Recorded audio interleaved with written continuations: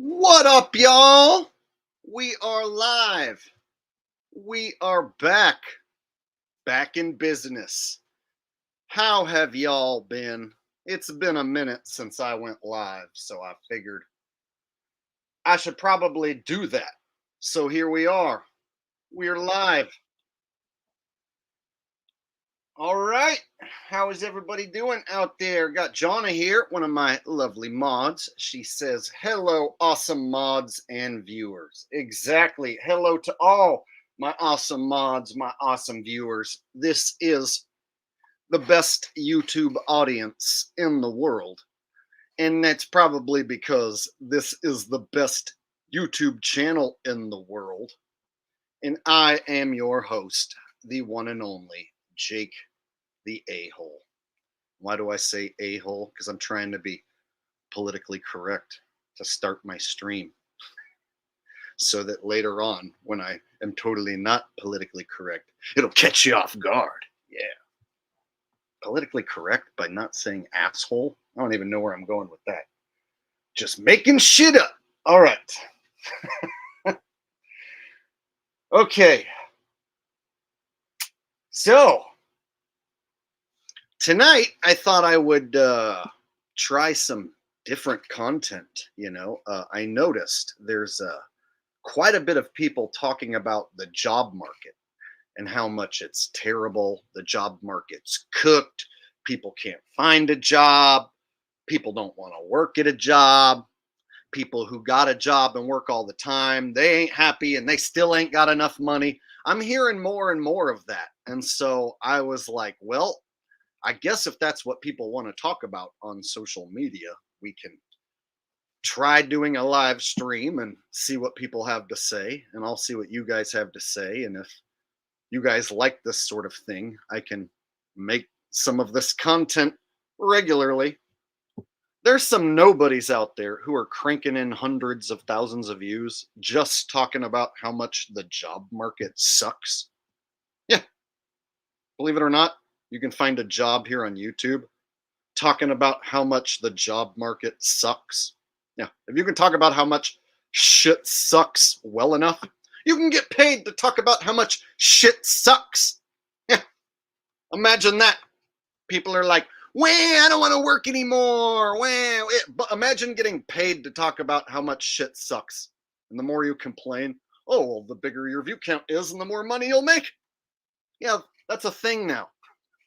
So I'm noticing now a whole bunch of people jumping on YouTube, trying to be YouTubers, talking about how they got laid off and shit sucks. Welcome to YouTube.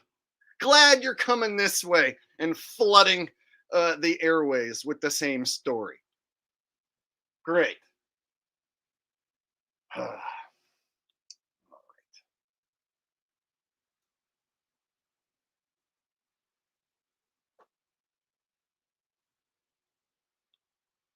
Yeah, Emily, so check this out. I'm seeing view counts on small channels, like a channel that has like 1,000 subs will be like, I just quit my tech job and I'm so sick of 9 to 5s. I can't keep doing this. I'm slaving myself to the bone and I still don't have enough to buy a house. I still don't have enough to afford essential needs. I'm having a mental breakdown. And it's like they're like literally having a breakdown in their car. And then I look at the view count and it's like, you got 75,000 views having a breakdown in your car? Fuck, man, that's more than my NFL content's getting. Maybe I should have pretend meltdowns in my car and I can get those big view counts. Yeah. All right, guys, from now on, I'm going to pretend like I just got fired. I'm going to have pretend meltdowns in my car. Be like, I just lost my job and it sucks. Wah. Get the thumbs up. Wah. All right. That's a thing now. So without further ado, just to show you guys what I'm talking about, we're going to listen to a whole bunch of different people talk about how the job market sucks. And each person is a case-by-case basis. Like I look at each individual and what they're saying, and I take each person as a case by case example. And I don't judge all of the millennials a certain way. I don't judge all of the Gen Z or the Gen X a certain way.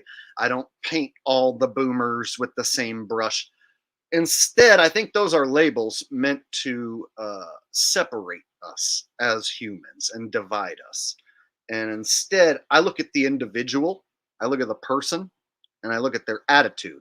And then I look at what they're saying, and then I judge that individual as an individual based on their attitude and what they're saying, and not because they are a Gen Z or a millennial or a boomer. So, a lot of these terms are getting thrown around. Oh, well, that guy's a typical boomer. Oh, that's a typical Gen Z chick. But not everyone is a typical Gen Z, a typical boomer. And so I'll show you some examples of some Gen Zers who are working hard, and then some examples of some Gen Zers who are like not trying to work at all. And they're just being lazy. There's a huge difference. All right. So you guys ready? You guys ready to roll? Have some fun tonight on a random Thursday night. Let's do it.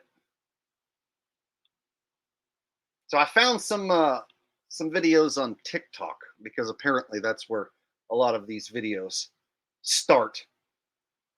People getting upset and having a breakdown, and then they rant in their car. I'm noticing that's a popular location to have your breakdown rant. It's in the car. I cannot stand how the news has been dogging Gen Z and calling them lazy for not wanting to work a 9 to 5 for the rest of their lives. Let me put it in perspective for everybody who's a little confused here, okay? I work 5 days out of the week, 40 hours a week, okay?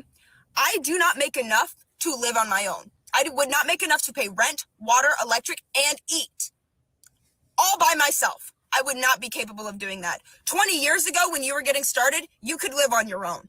20 years ago, when you first started, you were able to do everything that I am now struggling to do. Let me add another perspective here. You've been working for 20 years. You have 20 years of working experience behind your belt. You have 20 years of experience in a career that has allowed you to gain raises. Okay, y'all. First thing I got to point out, and I'm sure you notice, what sort of vest is she wearing? What does that vest that she has on mean to you? I'll tell you what it means to me. You work at Walmart. You chose to work at Walmart. You didn't do any background investigation into who and what you're choosing to work for. And so now that you are working for literally the beast of all corporations, and you work for there, that's the life you chose for yourself.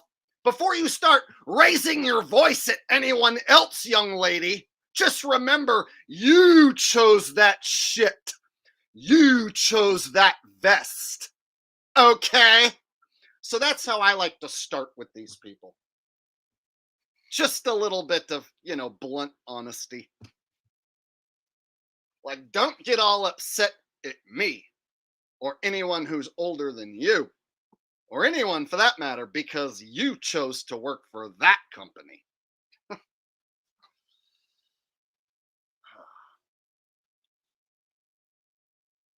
Now, I have worked for a bunch of shit companies, and I got fired from basically all of them. But guess what? That was back before you could have a meltdown in your car and have America listen to you. So I had to go do another shit job and another shit job and another shit job and another shit job. And I got fired from damn near every single one of them until I figured out how to do something I enjoy.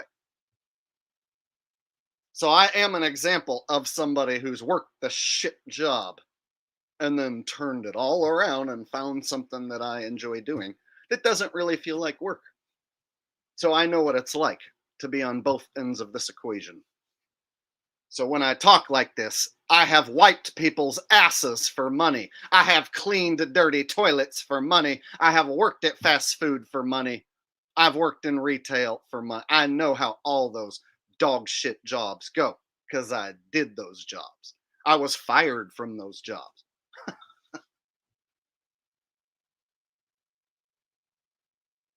right.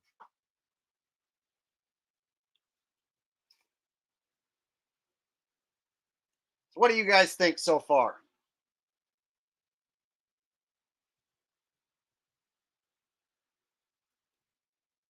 Um, Let me find some comments. Burner 18 says, get a state or government job. Easy. Yeah, but some people don't want to work for the government. So sometimes it comes down to like, okay, good pay, benefits, blah, blah, blah. But will you enjoy doing that? Can you do that every day? Are you a 9 to 5er? Is that really what you're here in this realm to do? Are you cool with that? I'm not. I found out a long time ago I can't do it. I will get fired on purpose somehow. So I found out a long time ago I don't care how much it pays. If I don't like doing it, I'll just do it long enough to get by, and then I'll end up getting fired, and then I got to go do something else.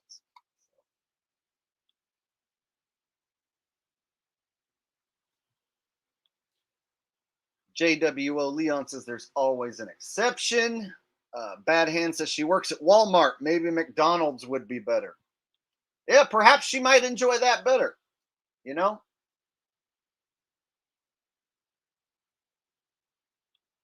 Angel Raven 444 says I'm a federal employee. It's great. It is basically a Fed, an FBI agent who's here watching me, who enjoys their job.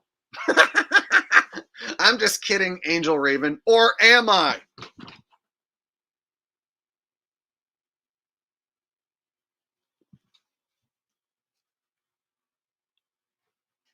All right, let's listen to this girl complain a little more.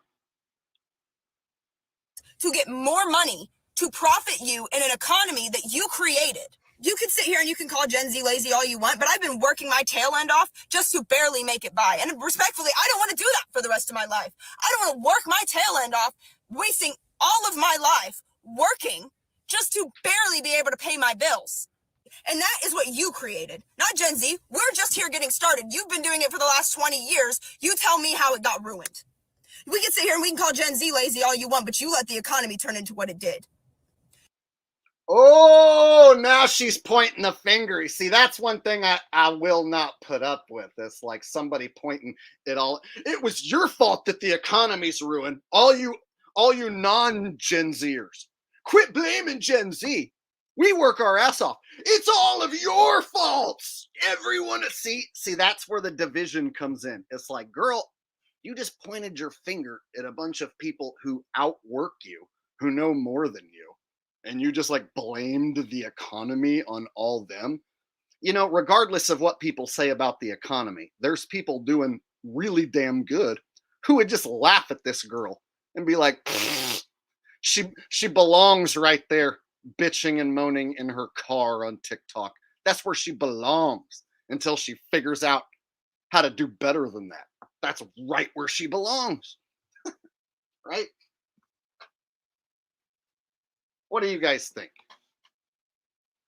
What I like about this sort of topic is there's so much to say, and each person is an individual case that we can judge as an individual. So I'm not going to paint all the Gen Zs like this girl just because she's acting this way, right? I can show you an example of a gentleman who worked 3 jobs and who are very angry having the same meltdown in their car that they don't make enough money and they work 3 jobs and they aren't wearing the Walmart vest.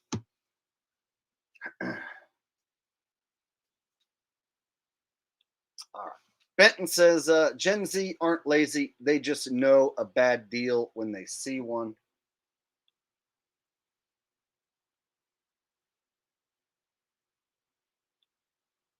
All right. I'm not watching the game. I'm doing a stream about how the workplace sucks and nobody wants to work and people who do work don't like it and all that. That's what I'm streaming about right now. So I'm not even watching that fake football game. And I don't even care. So Anyway, back to what I'm doing.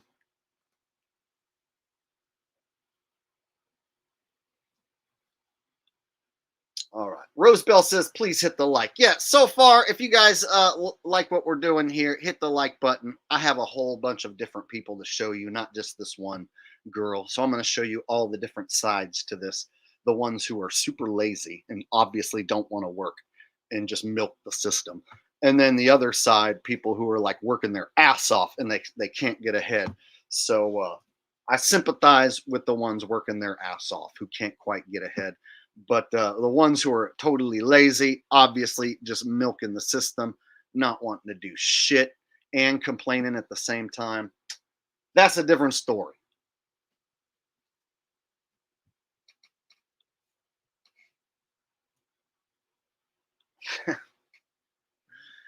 I've got a guy here. If I say the name, who knows? They might take the damn stream down, so I can't even say the name here.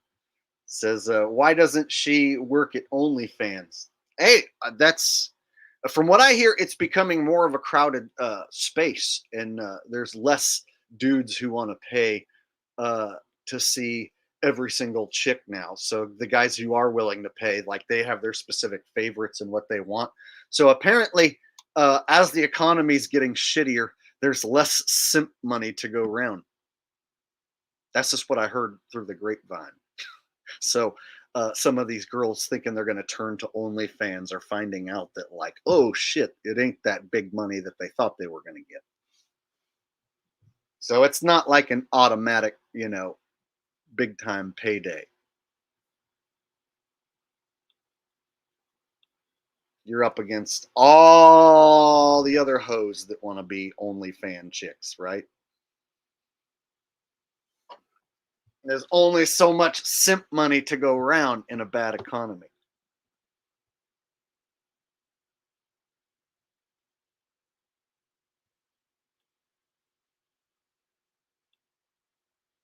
You let it all run to hell. And now it's Gen Z's fault because we don't want to work to fix your mistakes. It's our fault. One more time, how it's our fault. Barely be able to pay my bills. And that is what you created, not Gen Z. We're just here getting started. You've been doing it for the last 20 years. You tell me how it got ruined. We can sit here and we can call Gen Z lazy all you want, but you let the economy turn into what it did. You let it all run to hell. All right. Okay. Honest reactions, guys. When you hear that, give me your honest reaction. I want to see what you guys have to say. She's blaming you. She ain't just blaming me. She's blaming all of us. She's pointing at the screen like anyone who is not Gen Z, basically.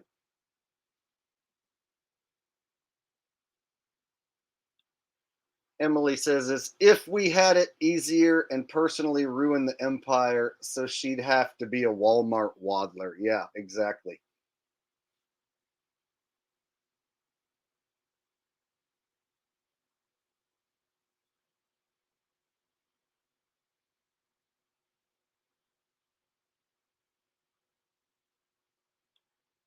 David Lucas says, get a blue collar job, then get back to me. Man, to get people to do real manual labor, you know, it's tough because it's like, okay, stuff that people don't want to do, like, picking fruit and stuff, you can get illegals to do it for less money and pay them under the table and stuff like that. But then when it comes to stuff like, where there's more regulations and stuff like these retail jobs in an air conditioned building, it's like, yeah, anyone can really do that.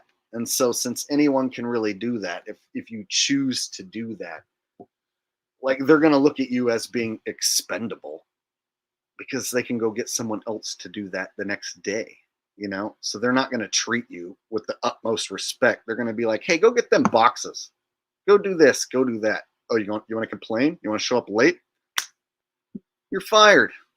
Right?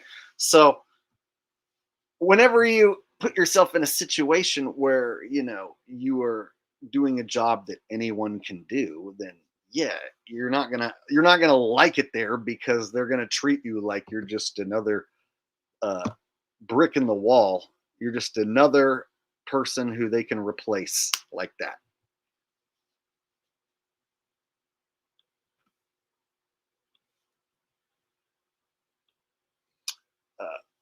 Burdick 7577 says, I would offer her a job cleaning pools in Florida, but her attitude sucks. Yeah, a lot of these people I'm going to show you have an attitude problem where you wouldn't want to hire them to begin with.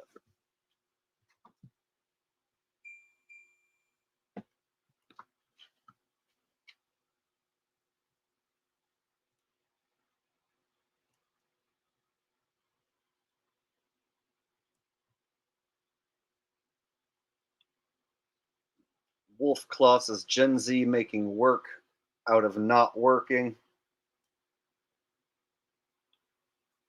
Banshee Sue says both are right to a degree. Hard work doesn't lead to success. There is no American dream. You can't exactly disagree that we are wage tax slaves. I do see both sides of this equation. To work your ass off and not really have much to show for it after 20, 30 years and feel like, you wasted your life away. I totally feel for those people. I get it. And so I do see both sides of this equation. But I'll also show you this next chick who obviously don't want to work and will get fired from basically every job she ever has. So, all right.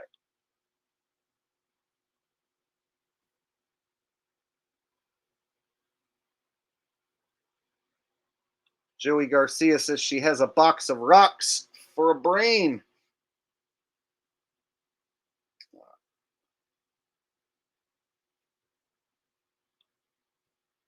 Okay, so you heard her story. Remember, it's our fault. Gen Z works their ass off, and it's all the other people's fault who are older than the Gen Zs, according to this chick pointing at the screen. Okay, so now we're going to check out what somebody around her age has to say when they're getting fired from one of these jobs. And this one's funny. You guys are going to like this. So we're going to see what this person has to say, who looks about the same age as that last girl. Terminated is crazy. That's right, guys. Terminated is crazy. This girl about to get terminated. Shit's gonna be crazy. Okay, can you? I'm sorry, I didn't. What? Can you say that again? Yeah. Hi, Tatiana. This is Shelly from HR. From HR. Okay. No, I don't remember you. But what's going on? Well, we had a discussion a couple weeks ago about your absenteeism and tardiness. Okay. Do you know what time you have to be clocked in at work? 6:00. Yeah, 6 a.m. Okay. So, unfortunately, on 7/18, you clocked in at 6:12. Wow. We had a discussion about that. 12 minutes. Yeah, but they're waiting on you to be there, clocked in and ready to work at 6. Okay. So your employment is really going to be terminated as of today because she's filming herself get fired. Like, girl, I'm gonna be a YouTube star. I'm gonna get all kind of views. People gonna be having sympathy for me and shit. I'm gonna get like a Netflix special and shit. I'm gonna film myself get terminated. Shit's crazy. I got terminated by my boss. They was like, you be clocking in late and shit. Like, what? My cousin borrowed my car and shit. What you expect me to do? Oh, is my black person's voice too accurate? I'm sorry. Holy shit, I was wondering if the super chat machine was broken. Here I am, killing it, and ain't nobody forking over any super chat. We got Philip Bosham coming in with the first super chat of the night. It is a super sticker. Thank you, Philip Basham, for the super chat love and the super sticker. You are my homie for life. All right. Okay, guys, so we live in a time where people will film themselves get fired, put it on the internet, and be like, "Can you believe these motherfuckers fired me? These motherfuckers crazy. They gonna fire me. I'm gonna put this on TikTok. I'm gonna show they ass what's up." Mm-hmm. Okay, show us what's up, homegirl. Show us how this phone call went. Because also on 7/28, you clocked in at 6:21. 21 minutes. Yes, that's 21 minutes of company time. But I still work though. Like I still like. Why didn't y'all tell me that today when I was just at work? Because I handle all the HR, so they wanted me to call you because we had that discussion, remember, about. And that was the day that I let my. All right, keep going. So you were also on 8/8. You clocked in at like 6:32. That was it. Okay, so I let my cousin use my car the night before, and he didn't bring it. He overslept or something. He didn't bring it back till the morning. So like, I still. I told you. You think I made that shit up? No, I saw this video beforehand. My cousin done borrowed the car, so me clocking in at 6:32 ain't my fault. It's my cousin's fault because he done borrowed my car and he didn't get it back to me in time. Why don't you go fire my cousin? Oh, that's right. He don't work for your stupid company no more. And that's right. Neither am I, because you be firing my ass. Right? Come on. Tell me that's not how she's acting. You're not allowed to talk like that and do a really good impression of a black chick who just got terminated on TikTok, Jake. Why? Because it's racist. Well, fuck off then. That was literally like 9 days after we talked. So, and then on 8/12, you just did a no call, no show. That was my birthday. August 12th, that's my birthday. Like that was her birthday. And you know she don't give a fuck because it's a birthday. Find her in the club, talking about some dub. She got what you need and the rubber dubber dub. And she in the having sex and she all up in the club. Come give me a hug and the rubber dubber dub. Right? It was her birthday. You expect her to come to work on her birthday? That was when that bitch was born. You know she don't give a fuck because it's her birthday. That was my birthday. Guys, remember that girl just beforehand who was about the same age, around the same age? Remember how she said we were the ones who fucked it all up? We're the reason why the economy sucks. Remember? I remember. Remember that the white girl who worked for Walmart who was screaming in the car that we are the ones who messed up the economy? Me, you, all of us. What about this chick?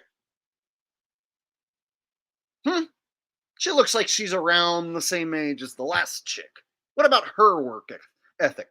That's why I like to take each person and judge them individually.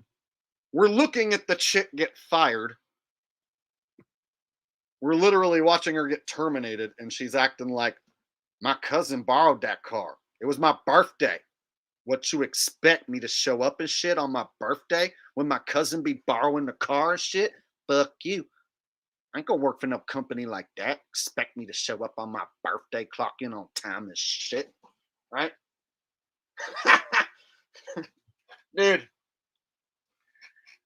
If you're a white guy who points out that a black chick says birthday, it's racist. You're not allowed to do that, right? Just did it a bunch of times.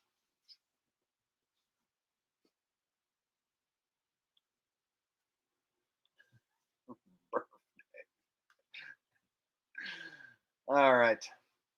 How you guys doing tonight? We having fun so far? I'm trying to make it fun, but it is a serious subject.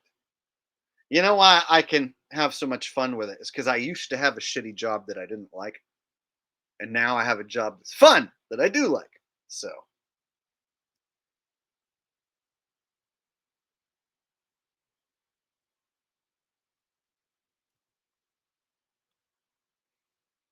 Bad Hand says, I like her. Fuck the no talent fired chick. Superjet says, see, this is one of the reasons I love this channel. Me too. We have that in common. All right. Citizen G-Man says, I'm dying, dude. Well, I'm glad you put the laughing emojis so that I know it's of laughter. It's okay if I kill you, as long as it's of laughter and I'm not there. See? It's like murdering someone is bad and you can like go to prison for life if you get caught doing that. But if like I cause you to die of laughter, well, they can't charge me with that, right? I hope not. What are you in here for?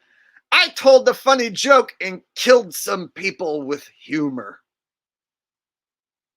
So you better not mess with me. All right. There you go. There's a joke I just made up. That's a new one. Hope that one works in the future when I try and retell it in a different way.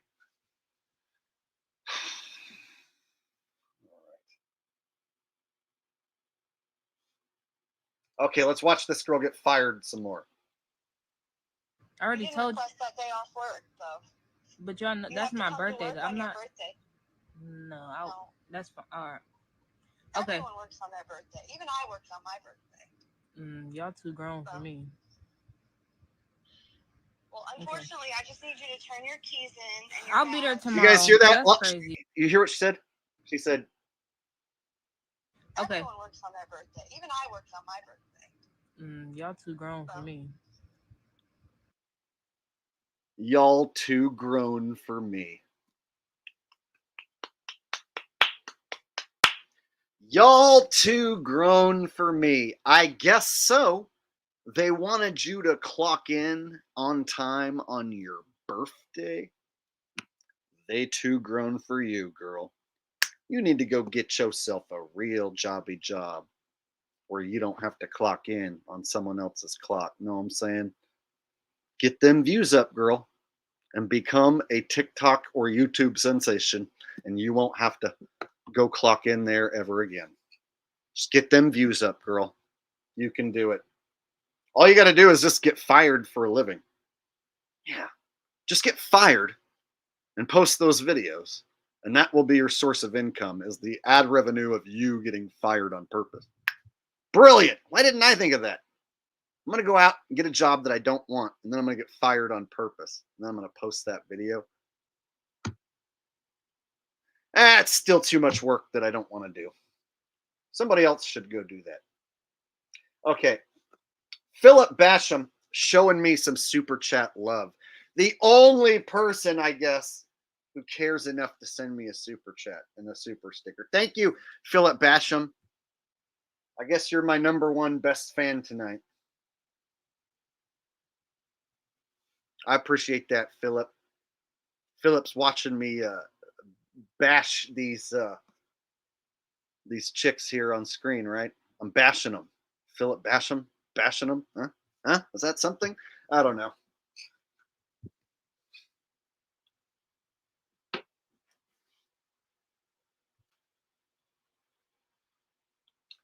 Rose says, just have some illegitimate kids and collect welfare. Hey, that is an option for a lot of people, you know. Have 7, 8 kids, space them out, get all those free food stamps and benefits. And hey, for some people, that is the American dream. And those people, their favorite song sounds like this. And you know your name,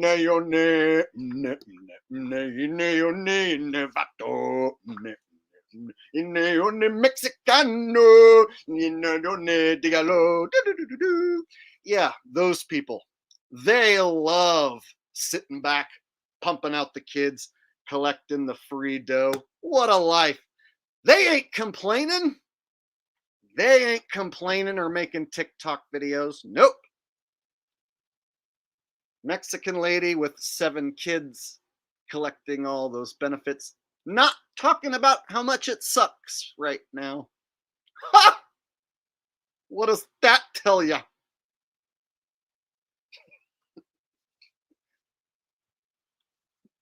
Emily says, not on my birthday, homie. Emily, thank you very much. I appreciate that. So Emily here is one of the lead investigators helping bust internationally wanted fugitive Gottis Logsdens, aka Gotus, aka Spherage, aka Spheria. Yeah, that guy. So Emily here does great work busting his balls, and I think she'll be the one who actually figures out a way to catch him. I feel like she's gonna find out where he is. She's gonna be the one that brings him down eventually. So I wrenched her up over here because she's literally trying to bring down a dude who's seriously psycho, who might actually kill somebody if he doesn't get brought down soon. All right. Thank you, Emily. I appreciate that, sweetie. All right. You are going above and beyond to catch that guy.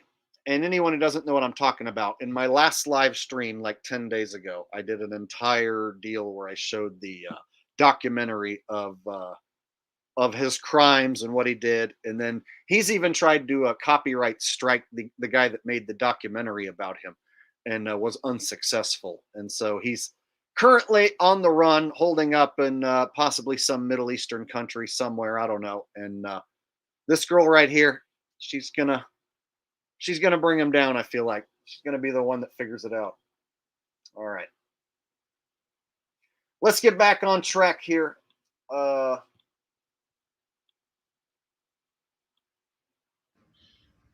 unfortunately, I just need you to turn your keys in. And I'll be there tomorrow because that's crazy. That's crazy. Okay, so she got fired, and it's crazy. Let's read some of the comments. Are funny. First comment that shows she want to be a Section 8 queen. That's the very first comment. Second comment, girl, why you acting like late, not late? Y'all too grown for me. 21 and 32 minutes late is a lot. Girl, I'm on HR's side. You see, the comments are not exactly in her favor. So it's not like there's a bunch of people jumping on her side. And why would they? This is not a video that made her look very good, right? So again, the first girl told us that it's our fault and that Gen Z works really hard and she's tired of them getting labeled a certain way. But then you look at this girl who looks like she's about the same age, who gets fired on camera, claims that, the place she works for is too grown for her. All right. Steve 805 SB says, I'm in Santa Barbara. Latinos have huge parties in public parks, chairs, tents, barbecues, decorations. It's like, where are they getting their money? Bro, I've heard that like them people get the max EBT benefits. So those Mexicans with the big families that are like illegals and whatnot. This is what I've heard. They get the maximum benefits for all that shit, and they'll have like thousands of dollars in food stamps so they can, load their shopping cart with whatever they want.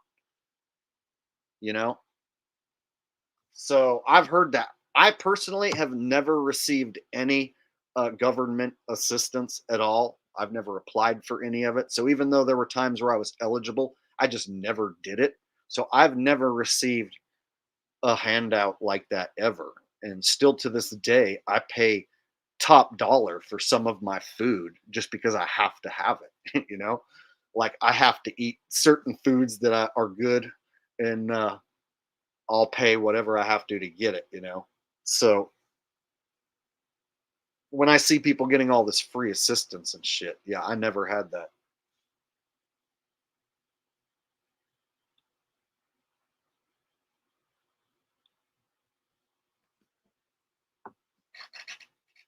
All right.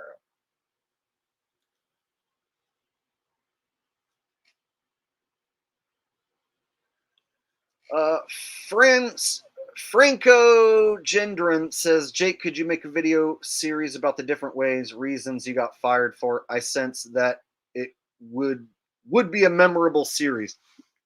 Some of them are funny stories, like like I was doing janitorial work one time at the Modesto Bee. Not one time, a bunch of times for like a year and a half or so at the Modesto Bee, which is a newspaper place.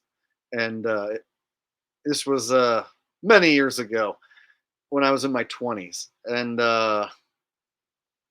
it was like I was the only white guy doing that work. So it was like two Mexican ladies and then me, right? So I was like showing up at night and cleaning offices and bathrooms and shit and vacuuming at night at a newspaper place. And so the security guard there was a white dude, and we would talk a little bit at night because I would every time I'd come in, he'd have to like clear me to get in because it was late at night, and his job was just sit there and do nothing and be security, and nobody's trying to break into a newspaper place, so it's like the one security guard he just sits there and his only job is to like let me in, let the cleaning people in. So I got to talking to him, and then it was like I found out he smoked weed, and so then it was like, hey, let's go out back and smoke a bowl. So then it was like I was taking the security guard out to smoke weed. Me and the security dude are up on top of the roof smoking weed. And then before you know it, then it's like, we're we're getting questioned like, yeah, why are you guys taking off? And like, why are you guys hanging out? You're supposed to be doing security. So he was told like, you're not supposed to be hanging out with these people and stuff. So I was like undermining operations wherever I went. I was the common denominator to make people stop working and screw around. So they would always figure it out. And then one time I showed up late, did something stupid like always, fucking, and they just fucking let me go because some other Mexican, of course, will just do the job. So yeah, I got fired from doing that job, but I was, barely working. I was just doing just enough just to keep the job barely.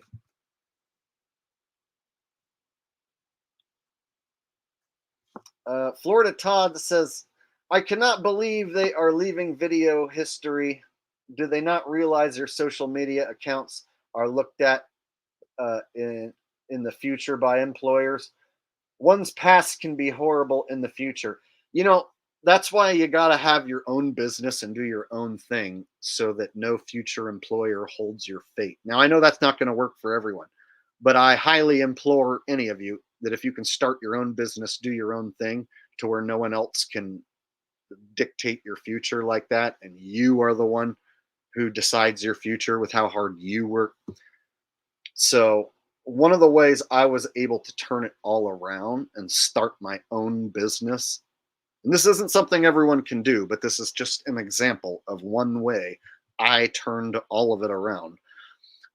When YouTube wasn't working out for me, this is in 2018. YouTube was not working out for me. I wasn't making enough. I didn't have a job at the time and didn't want a 9 to 5. And I wanted to do something I enjoy. And I got a tip that if I learned to sing oldies, and I did a karaoke show during the day, that I could sing oldies in nursing homes and charge $75 an hour. And I got a tip that I could make $75 an hour singing. And I was like, no way. And it was like, yep, all you need to do is know 50s and 60s songs and sing the shit out of them or be able to perform them somehow. So I spent like 2 months practicing in an office like this in Modesto, how to do oldies, these 50s and 60s rock and roll songs. And I picked out the coolest ones I could find and I practiced them. And it felt weird at the time practicing this thing that I hadn't ever went and done. And then the first time I called up, it was like within 2 or 3 calls of me calling the facilities when I felt like I was good enough. They were like, yeah, how much do you charge? I'm like, uh, 75 an hour. They're like, yeah, that's usually about what we pay. And they're like, can you come in on the 18th? I was like, okay. So I went in, did my first show, and they were like, they really liked you. Can you come back each month? And I was like, okay. And then every single place basically that I showed up and sang, they would be like, they really liked you. Can you come back and do that every month? And then there was a few places that are like, okay, we had to fire a guy because they don't like him and they like you. And they don't want to watch anyone else now that you started singing. So can you come back 3 times in a month? So then I started doing some places 3 times in a month because they didn't like the other dudes who sang because I showed up and then the other dudes were obsolete. So I started my own singing business and turned my whole life in a different direction just because I wanted to do my own thing. And so, is it glorious? Do you make $1 million? No. Is it as cool as being in a big ass rock and roll band or whatever? No. But to make $75 in an hour and to sing and like enjoy yourself and have them thank you and then have them be like, ooh, we need you to come back twice next month because another guy canceled. Dude, within like 1 month, I had like 15 fucking monthly gigs. And then by the next month, I had like 30 monthly gigs. So once you find your thing and you enjoy it, you'll notice like it just takes off and starts going, it starts evolving and getting bigger and better on its own. So I implore all of you to find that thing, whatever it is that you can do, that you will enjoy. Something that you either like, enjoy, or if you love it, even better. If you can find a way to do what you love or like or enjoy for a living and work for yourself, I swear you will have a much happier life, even if you make less money than someone who is a slave for some corporation and is always working all the time. All right.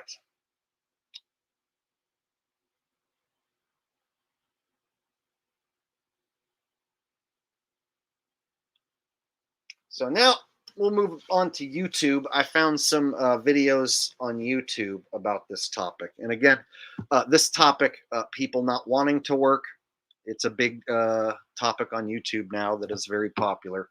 And people not being happy with their current job, that's another popular topic. People who feel like they're overworked, still don't have enough money. So I'm going to show you some examples of some people who are like, nothing like the last 2 chicks, but they're still unhappy. All right. Let me locate the video.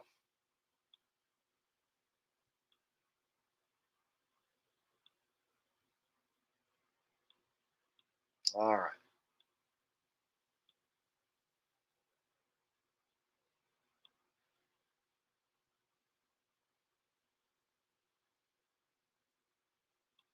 How do people get jobs? I'm crying because I'm such a baby, but like I got denied from a job I really wanted and I went through 2 interviews for it. And I'm like, what do people post grad do? Like, what am I supposed to do? Like, I'm just like, I'm tired of applying and not even hearing back. Oh, it's a first world problem. I know it's a first world fucking problem. But like, I'm just like so upset because I went through so much anxiety and I was like stressing so much over the interviews and waiting to hear back. And then I get denied. And I wasn't like unqualified. Like that wasn't the issue. So I'm just like, this is so great. Like, how do people get jobs? How am I supposed to get a job? This sucks. Look at that look on her face, y'all. Says it all, right?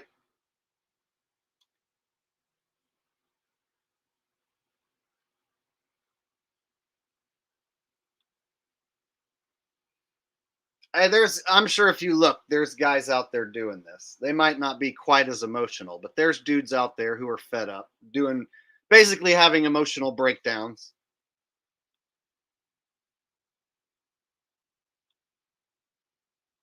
Right? Yeah. One of them liberal arts majors. She she majored in theater. Theater arts.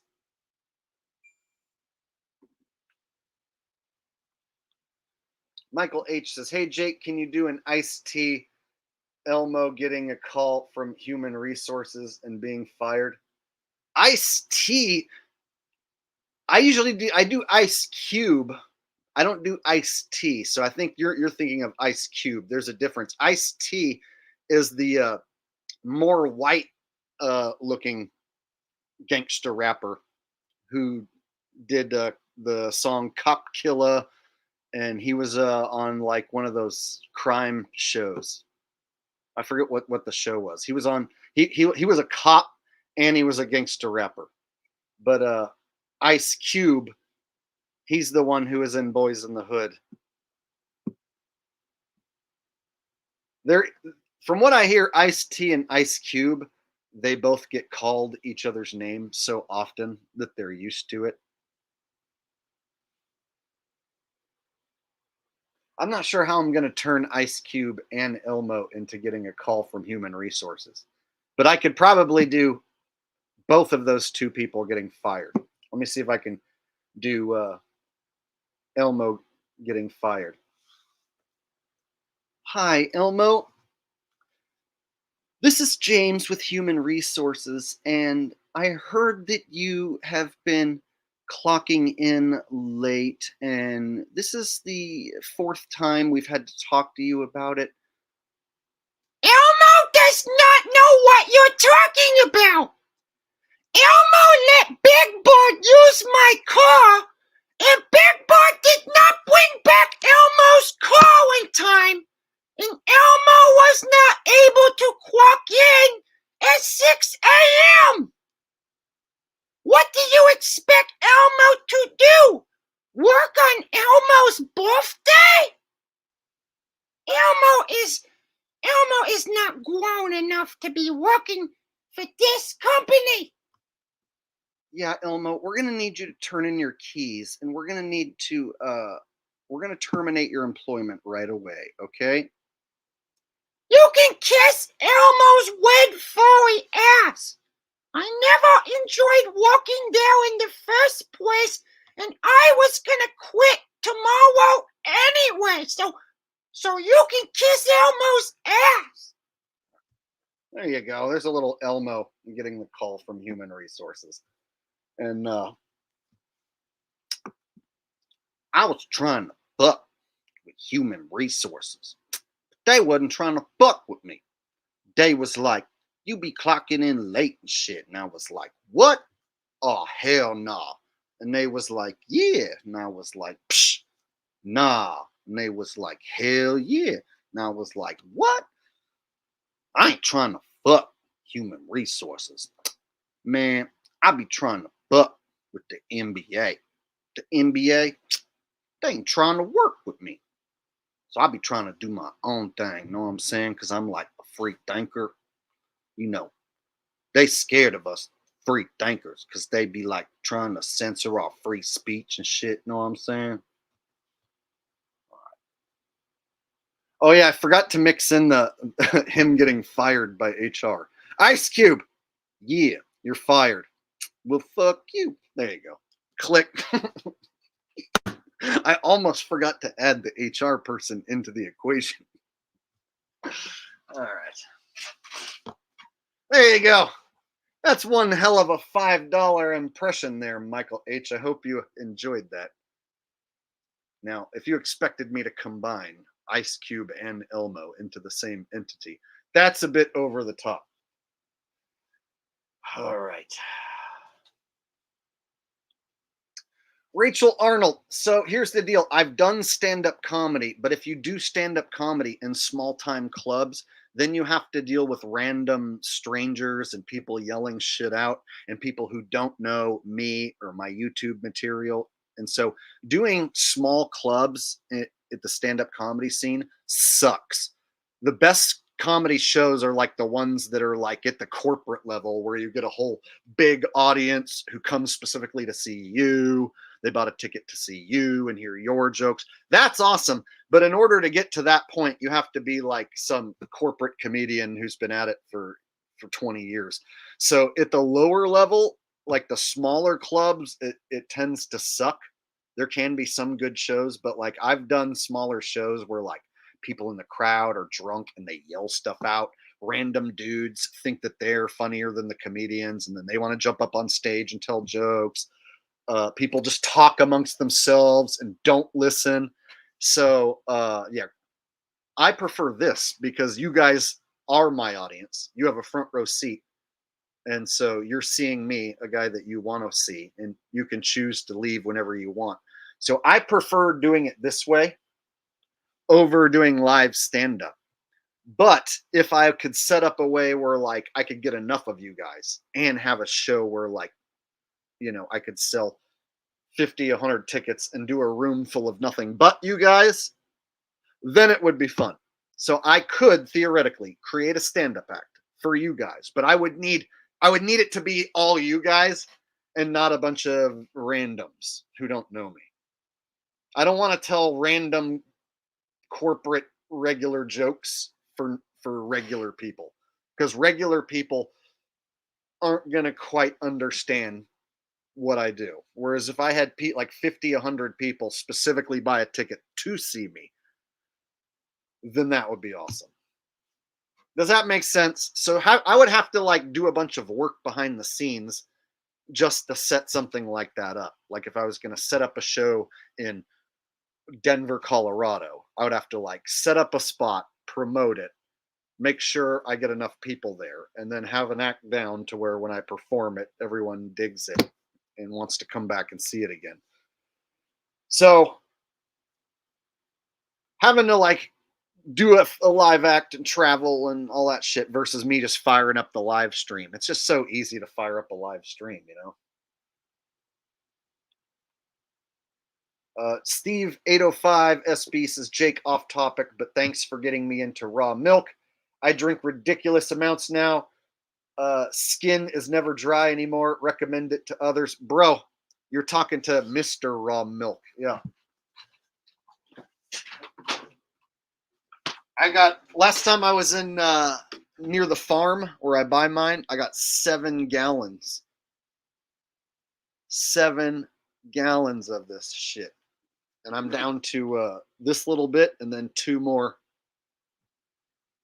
It's good because they're going to be expiring soon, but raw milk, if you keep it fresh, will stay good for even past the expiration date.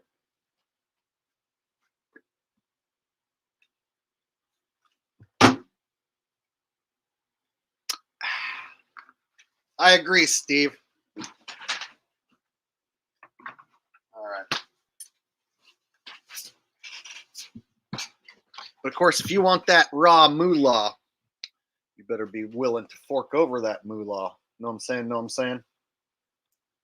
All right, let me make sure I didn't miss any super chats. I went off on a long rant. And then we'll get back to these people complaining about working. Because there's a lot to be said.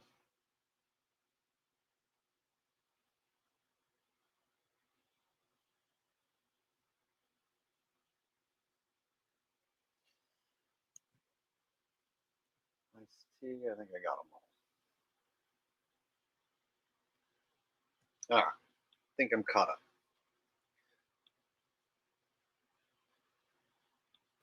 This sucks so much. I really need to know if anybody else is in the same boat I am.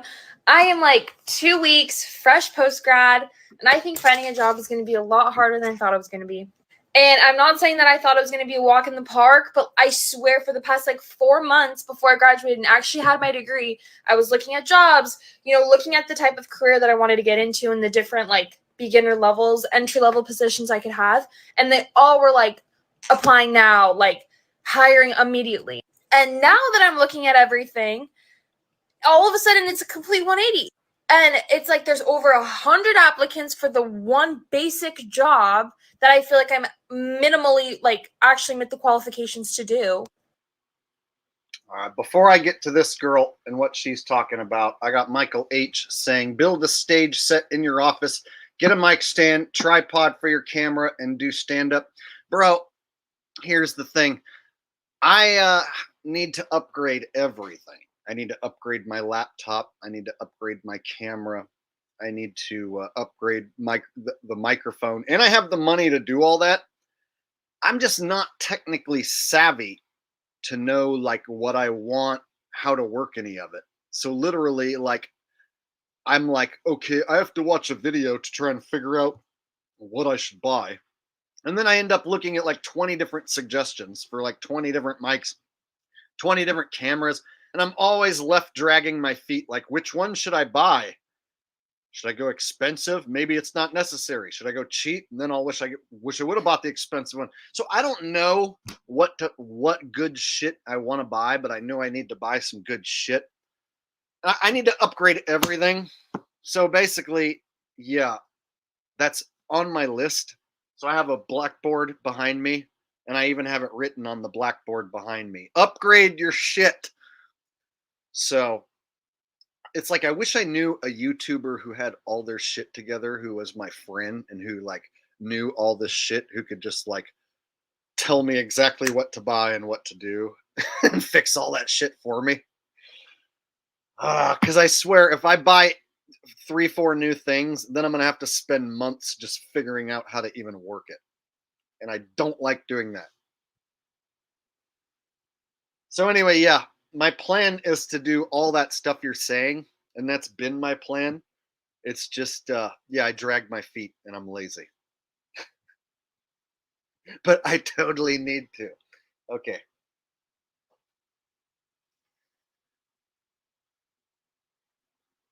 So, let me get back to work here. This chick's complaining. Let's listen to a few more things she said. Check out the eyebrow situation she got going on. 180.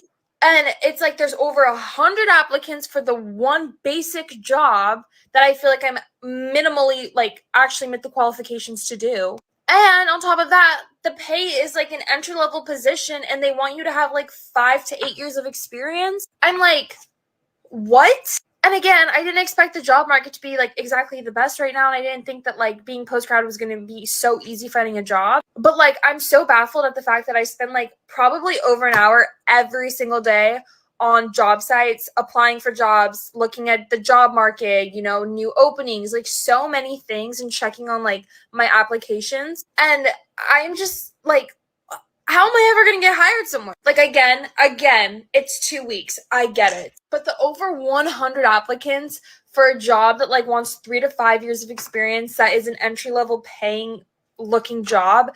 I'm like, what the hell? And anything else that I feel like I actually meet the qualifications for, there's going to be somebody who's overqualified because they have those 3 to 5 years experience. That like, no one's going to pick me. Like, literally pick me, choose me.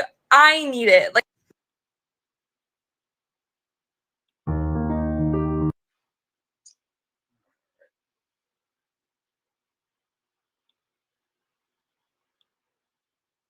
This is so crazy. I did not spend 4 years getting a degree that I even had to apply to get in at a top business school in the state of North Carolina.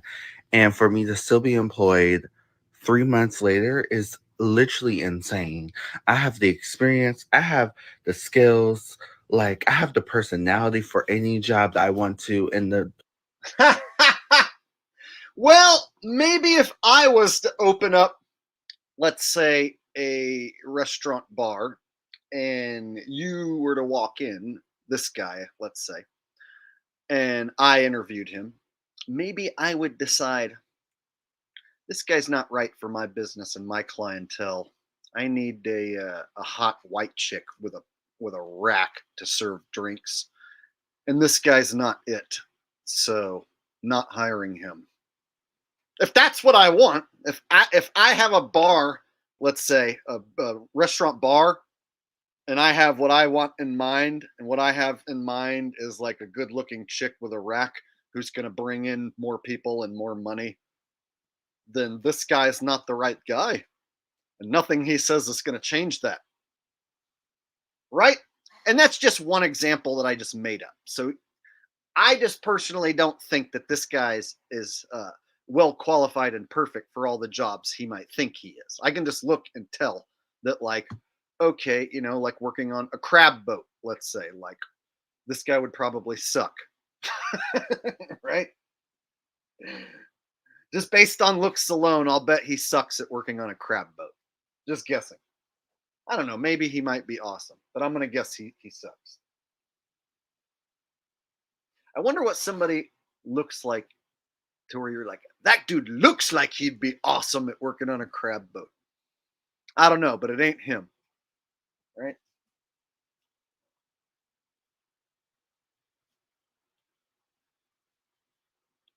in the field I want to. I don't know what is going on. I'm telling these companies like my story and like what I can bring to the table, and I just feel like I'm just not being heard because it's just one thing I don't have or something. It's like, well, then if I don't have it, then train me. Like that's what it's for. Like I'm an entry level position. Train me. I'm really fast in learning. I'm eager to learn. I'm eager to learn more skills so I can have a good career. Like what is going on here? Oh, I'm sorry. Did you actually think you were going to get that job by applying for it? Yeah, that job doesn't even exist and it's going to go to some guy's cousin. If you want a job now, you need to print out 100 CVs. Okay, this chick is an entirely different ball of wax here. So listen up to this one because I listened to this video before the stream, and what this one says is like, I can't stress enough. You got to judge each individual uh, as an individual. So rather than paint all of Gen Xers or all Gen Z or all the millennials with the same brush, I look at what the person is saying. I listen to their attitude and how they present themselves, and then I make a judgment based on that individual rather than them being a millennial or a boomer or whatever. Go into the street, do a little jig, cry some tears of blood, and post it on TikTok and pray to God that it's going to go viral enough for someone to see it and give you a job. Why do I need to give my firstborn child now to get an entry-level job? I went through 4 rounds of interviews for a company, the last one being a case study that I spent hours on. And at the end, she told me I didn't have enough experience. I have 4 years of experience, and this was an entry-level position, which shouldn't have even required any. I have sent over 200, maybe 300 job applications on LinkedIn in the past 3 months. I've been unemployed for 6 months. I've gotten not a single interview. If I need to walk into the streets in my underwear and throw some CVs up and do a little jig, I'm happy to at this point. If that's what Get to work doing a jig then, sister. Why you bitching about it on TikTok, huh? Start doing a little jig and see if that doesn't start paying your bills. Who knows? Maybe men might throw money at your feet. Maybe you might become the dancing jig sensation and you will have a new life that you love and enjoy. At least give the dancing jig thing a shot. That's what I would do before I bitched about it on TikTok personally. You're talking to a guy who like taught himself how to sing oldies for $75 an hour just so that I wouldn't have to go work at a job for $15 an hour that sucked. So I know you can pull some crazy shit out of your ass and make crazy shit happen. It is 2024. There are some crazy awesome ways to make money that didn't used to exist.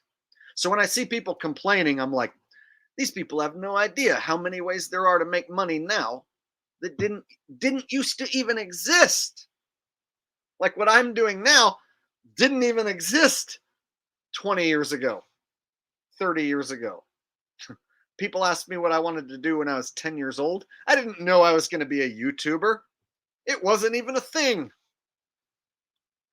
it takes to get me an interview, because whatever I'm doing here is not working. I hadn't even quit my last job. It got so bad that I started anxiety medication because I could not deal with the stress of how people were treating me at that job.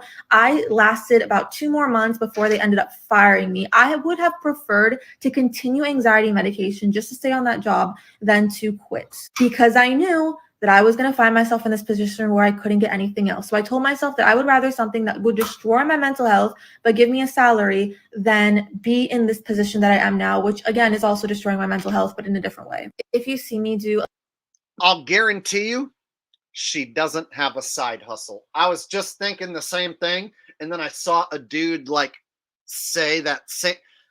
It was like one of those deals where right when I thought in my mind, I'll bet you she doesn't even have a single side hustle.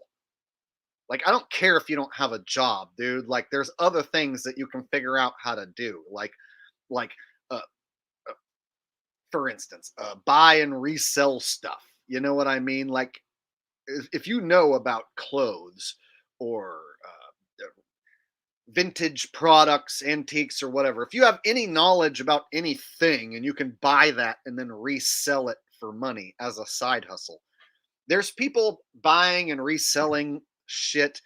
People going out and looking for stuff at garage sales, reselling it on eBay, all that stuff, scrapping metal. If you don't have some sort of a side hustle and you're complaining, it's like that's on you.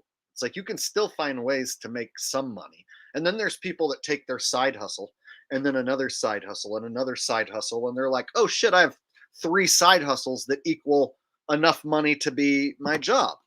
So, and then side hustles can eventually become your job. You're like, oh, I was buying old VCRs and old stereos and then reselling them. And then, like, I sold so many that, like, I started making more than my job. And then my side hustle became my job. So, there's tons of people who will tell you the story about their side hustle outperforming their main 9 to 5, and then they quit their 9 to 5, and then their side hustle becomes their main hustle. So a side hustle can lead to a main hustle. And I can tell by listening to this chick, she ain't got a side hustle. She's waiting for somebody to come along and give her employment, bestow her this employment that she thinks she's entitled to.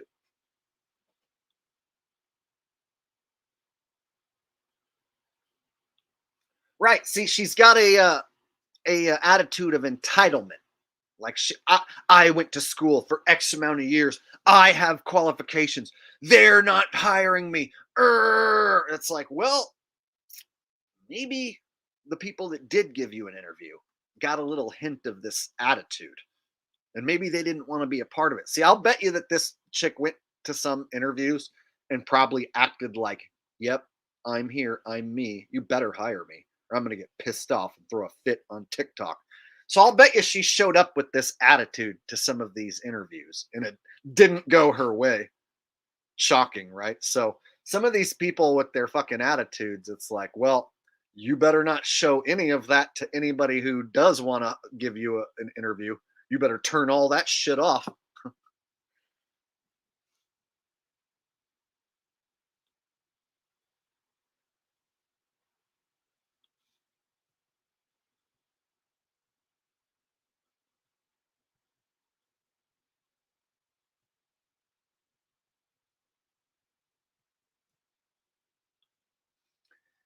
It does look like a surgically enhanced human being, for sure. The lips, the nose, and of course, a boatload of clown makeup. Yep. But that's besides the point. Looks aside, she just has a bad attitude. An attitude that is just not somebody who I would want to hire. Like if I was an up and coming dude and I owned a club and I wanted, young, good looking people to like run my club and I was willing to pay them, but they're going to have to work their ass off and they better have a really good professional attitude. If I was in a position where I was going to hire somebody and anyone came in with any sort of like attitude, like, yep, I have all the qualifications, you better hire me or I'm going to be pissed. It's like, nope, not here. See, so I can see why a man in a position of power who could give her employment might have interviewed her and been like, nope, sorry.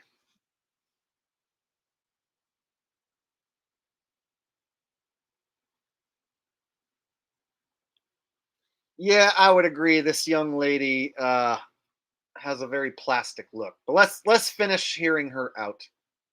A little jig on the street in my next video, please give that a like, just so I don't humiliate myself for nothing. And maybe one day I can get a minimum wage job and afford to go to a restaurant again, or dye my hair, or I don't know, God forbid, get a manicure. So right now the job market is absolutely horrible. I've applied to over 1,000 jobs, made accounts for a whole bunch of different things. Still no job. I've gotten quite a few offers for $40,000 in the city, which is insanity. No. I've also applied to, well, sending emails, cold calling, whatever you want, But I've noticed that a lot of times if you apply through temp agencies, they actually do get back to you, whether that be a rejection or not. But temp agencies do work. I just wanted to give someone out there that information because maybe it'll help you. I think that growing up and maturing is realizing that Jesus Christ, the sun is strong. I think growing up is realizing that life is fucking shit. I like the first thing she said. Growing up and realizing that Jesus Christ, the Son, is fucking strong. Oh, that's actually some pivotal information, is when you learn that Jesus Christ, the Son, is fucking strong. But that wasn't what she wanted to say. I think that was actually a more smart and intelligent statement than the second thing. One more time. That was great. Because maybe it'll help you. I think that growing up and maturing is realizing that Jesus Christ, the sun is strong. I think growing up is realizing that life is fucking shit. Like, Yeah, see, I like the first one better. What do you guys think? I try really hard, like on my YouTube channel, on my Instagram, on my TikTok, I try to be like lighthearted and funny, but sometimes you just can't be lighthearted and funny when the world is just against you. I graduated college last year, right? And I'm currently working at a full-time job that pays $19 an hour. And on top of that, the government is asking me for $15K in student loans. So basically, I have $15K student debt, which I need to pay with my $19 per hour job, which... Please don't skip us, because if you skip us, you're denying us and our family and the chance of visibility for Skip! I'm denying you. Ha ha ha ha ha ha. The government also takes tax from. So it's not even $19 an hour anymore, including the tax. She's acting like the government just came along for no reason. Like the government just asked her for 15 grand for student loan. That means you agreed to that debt so that you could go to school, so that you could maybe get a job after you get out of school, maybe. If you maybe pass. So if you agree to that student loan debt, you can't say the government just came along and expected you to pay 15 grand. You signed up for that shit. I went to college for free because I was old. I was 24 years old, and they didn't look at what my mom and dad made. They looked at what I made, because once you are old enough, they stop looking at what your parents make, and then they look at what you make. And so I wasn't making shit. So when I was 24, I got to go to junior college scot-free, and they actually put money in my bank account. And then I parlayed that into a 4-year university degree that I don't use, and I don't plan on ever using. So I know what it's like to go to college and use the system and get the grants and not owe a damn dime. But I also passed my junior college classes, turned that into a 4-year university degree by transferring to a university. And I did all that shit so that I could get a degree that I don't fucking use at all, because now I'm an internet funny guy. So there you go. I know what it's like to have a degree that I don't use, but I'm cool with not using it. I found another job where I don't need it. But I also was smart enough to not put myself into debt.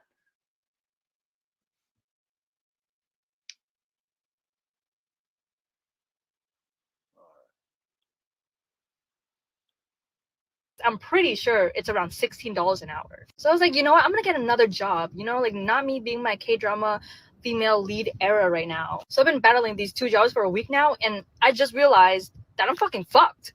I'm still poor. I'm going on 11 months of unemployment, and I just got rejected from my top choice job. And now I have no prospects. I was feeling really hopeful because back in May, I applied to a ton of jobs and I started getting a lot of interviews in June. I got 6 requests for interviews. Those 6 requests, 3 of them ghosted me before scheduling the first interview. Before you say anything, like, oh, did you take too long to answer? Nope, I answered within an hour, and I gave them any time they wanted. For the other 3 interviews, I moved the whole way to the final round. 2 of them had very intense case studies. If I can get the interview, I interview very well. I know what I'm talking about. I have significant job experience. I am qualified for these roles. And if I can get in front of a person, then I can I can communicate my experience. Got rejected from my top 2 choices, and I'm still waiting to hear back from the third. However, that one is a significant pay decrease, and it is also a title decrease, which sucks. In terms of me needing a job, that is fine. And I will literally take whatever I can get at this point. If they want to give me an offer, like, I will obviously still take an offer. However, it is a little frustrating for my personal career growth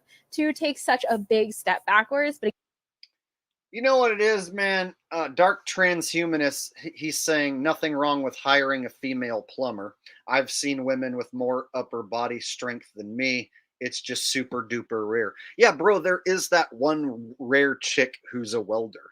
That one, rare chick that does a man's job. But here's the thing, most women want to go into like the healthcare industry, nursing, and health care. Bleh. And so they look at jobs like being a plumber, like, ooh, that's a gross man's job. But like, I'll bet you some of these women that, like, if they were to go do the plumber job and get used to it, and then like they might find out that, oh shit, I make more being a plumber and it's less stressful. They might find out that they like being a plumber better than they like being a fucking nurse. You know what I mean? So the thing is, we don't get to practice and figure out what jobs, we like beforehand in some cases. So you might go to school and think you want to do this thing. And then when you finally get that job, it's like, oh shit, this sucks. This isn't really what I wanted to do. But then that means you got to restart your career. And that can be a gigantic hassle. And so it's tough when you don't know what you want to do and you got to pick something. I was in that boat where I didn't know what I wanted to do. I had to pick something. And so I've been in all these boats, the bottom of the barrel boat. I've been in the boat where you got to go to college and make your parents happy, and you don't even know what you're even supposed to study or do, but you got to do it. I've been in that boat, and I floated these boats all the way to the finish line in some cases, to where now I'm a dude who just gets to talk online. And I look at some of these people like, wow, I forgot what it was like to bitch and complain like these people. And I have to go back like 10 years ago or so almost to remember what it was like to bitch and complain like these people.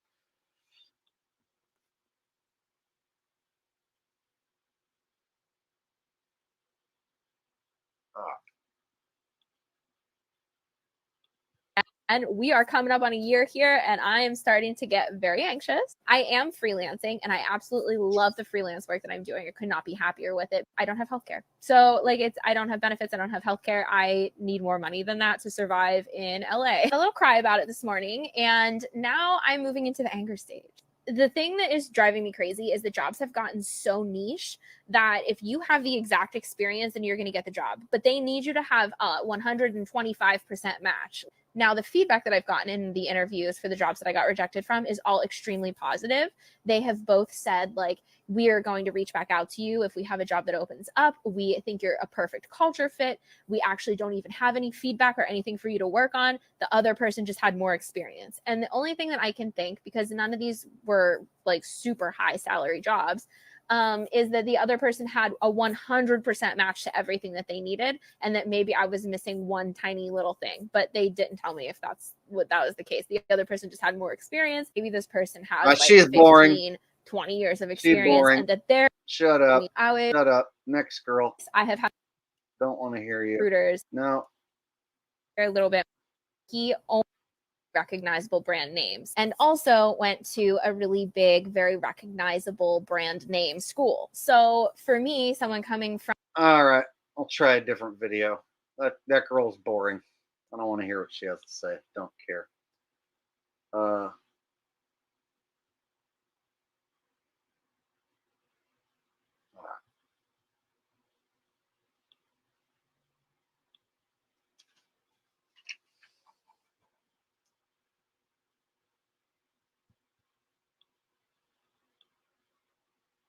There's another one I saw that I thought was pretty funny.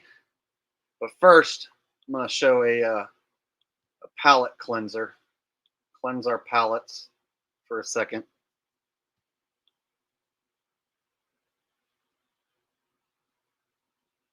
So here's something. Here's a really big lady practicing karate.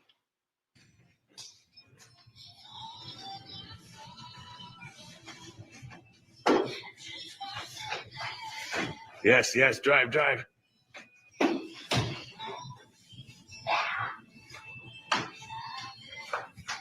Nice, set, do it again.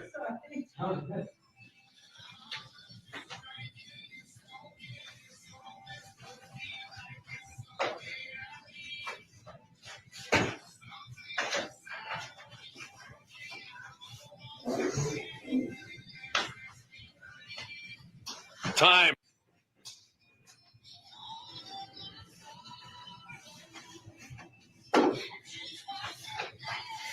Yes, yes, drive, drive.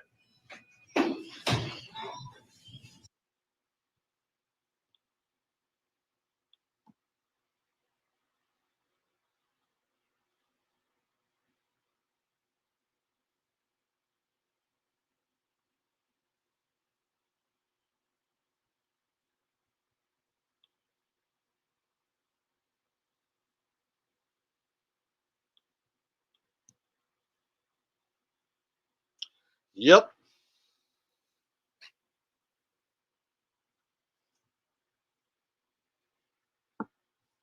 It's like, oh, those people are all collectively wasting their time because none of that would work in a real fight at all.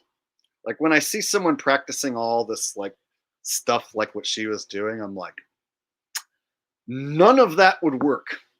If I was angry and I felt the need to beat that lady's face in savagely, none of what she was practicing there would be any good at stopping me. In fact, I would find it amusing as I savagely beat her face in, easily, with ease. But this is all a comedy routine. I would never do that. I think that lady's awesome. I think karate's awesome. When I was a kid, I used to watch Karate Kid. I thought it was awesome. It's a comedy routine. Don't anyone take what I'm saying seriously. This is all a joke to make you laugh.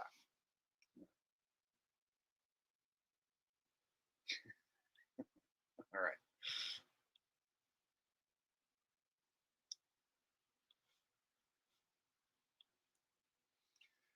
Okay, there's the palate cleanser. Now I can find another sad, depressing video about how people can't get hired.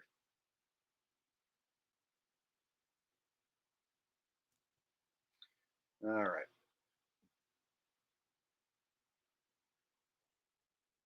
So I found one of these videos that features some colorful characters that I thought we would all find amusing.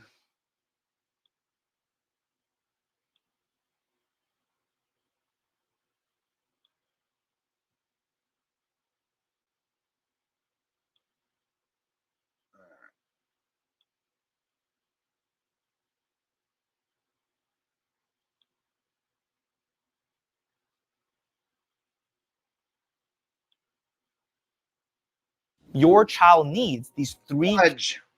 My child doesn't need any of those things. Get away. Leave me alone. All right. Give me a second. I have to locate the chick. I don't want to hear what the dude has to say. All right.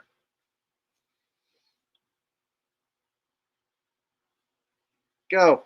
Resumes, a stack of them, so that I can go in person to places and say, are you guys hiring?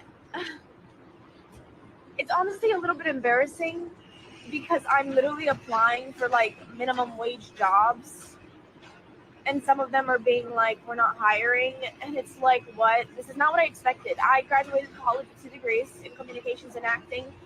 I speak 3 languages.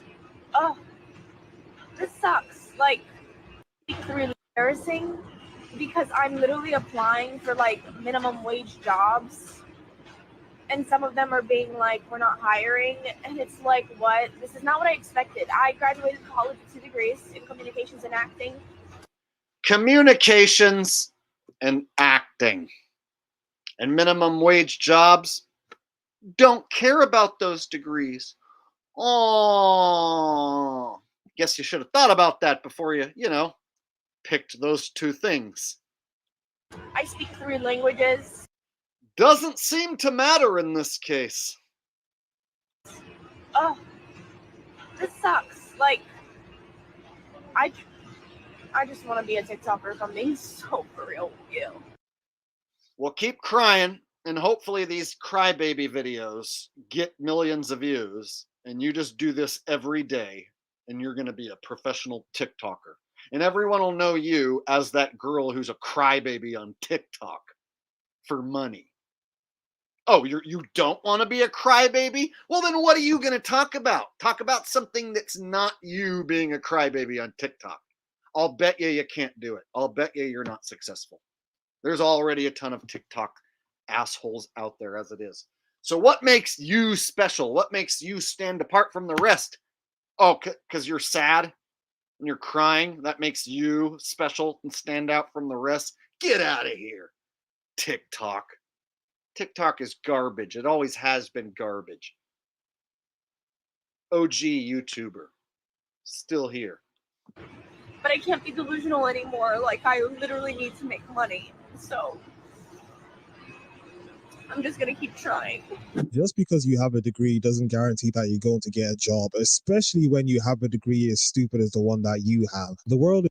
Exactly. Homeboy knows what's up. He's got a fucking do-rag on his head, man. This guy right here, his job is to talk about how stupid that chick is while he's got a do-rag on his head, like streaming from his bedroom. Like, who's smart here? The one who's complaining or the dude with the do-rag on his head? I'd say it's the dude with the do-rag on his head. All right. I don't really want to hear what he has to say. This one right here. Oh my God. This one right here, guys, this individual on screen, you know, the one with all those tattoos, is going to complain that she can't get hired, that no one wants to hire her. And all of us, of course, are going to assume that it must be because of her ugly satanic tattoos. And she's going to tell us, no, it's not because of her tattoos. That's not why she's not getting hired. So don't us assume that's because of the ugly tattoos. No, we are wrong. It's not because of the tattoos. Let's listen. Something that is really starting to annoy me. So I applied for a job at TJ Maxx a few weeks ago and they denied my application. They couldn't even call me. They just sent me some automated email. So I went in today and I was like, so what was the reason I didn't get hired? And she was like, oh, like you just like don't have enough experience. There was candidates that had like more experience than you. And, you know, I asked her if it was about my tattoos, obviously, because I know a lot of places don't like tattoos. She said that wasn't the reason. I don't feel like that's true, but whatever, I'll leave it at that. I'm trying to understand. Yo, here's the downside of being, you know, an attention whore clown. People like this, you know, they can't wait to get that next piercing. They're addicted to tattoos, addicted to having some stranger, you know, desecrate their body. It's an addiction and they just can't stop. Yeah, well, you know what happens? Nobody wants to hire you because you look like that. So there's these people that like they want to look so completely different because it's their freedom of expression and they want the attention by looking this way. Well, the bad part about that is there's some jobs that don't want to hire someone that looks that way. They might not mind one little tattoo on your arm or on your leg or on the back of your neck. But when it turns into that, where you're literally like a satanic, like demonic looking entity, yeah, they feel like they might lose money by having you there. They won't make as much money by having you there. So it's a business decision. Girl with demonic tattoos or girl with just the one tattoo? Let's just hire the girl with the one tattoo and not the girl that's covered in tats, right? Imagine you get this girl and then another girl comes in and one has one tattoo and then the other one is this one. And they both have around the same personality. Well, the girl with the one tattoo is still going to be your choice over this one. The only way you would hire this person would be like as a receptionist at a fucking tattoo shop that is known for doing satanic tattoos.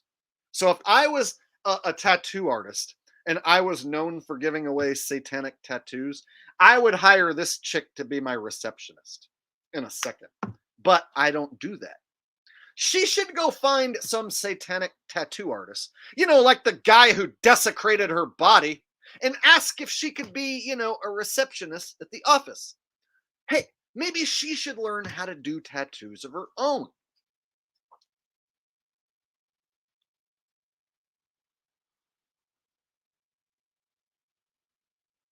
I mean, at this point, dude, tattoo shop sounds like a perfect fit. I don't even know her, and that sounds like a perfect fit to me.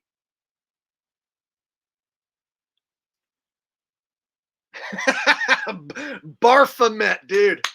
So simple, yet so funny. I like it. Good one. Good one. All right. Baphomet. I don't feel like that's true, but whatever, I'll leave it at that. I'm trying to understand what it is that you're confused about. You made certain decisions in your life, and now the decisions that you made in your own life are affecting you now. You seem to not have any self-awareness. Yep. No self-awareness whatsoever.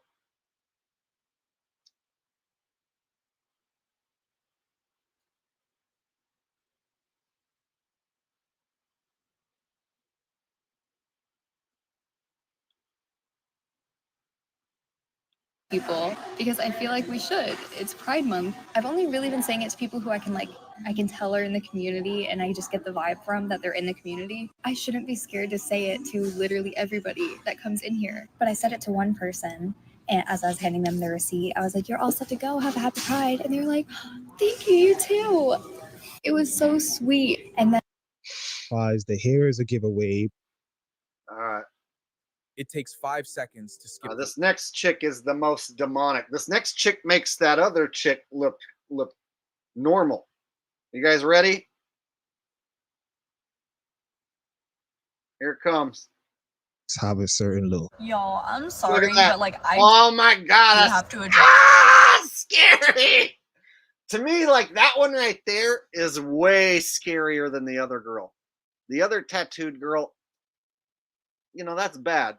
But this right here is like, dude, get away from me. Like if I was walking down the street and then this thing came walking towards me, I would totally sprint across the street, dude. I'm not kidding. I'm like, nope. I don't want to make eye contact with that thing. Just looking at this alone is scary enough. Address this because if you have a drink, you're not sober. Y'all, I was not an alcoholic. I was addicted to a canister of okay. And to this day, I still crave them. I want them. Even talking about them makes me like salivate. Like, I'm not even joking.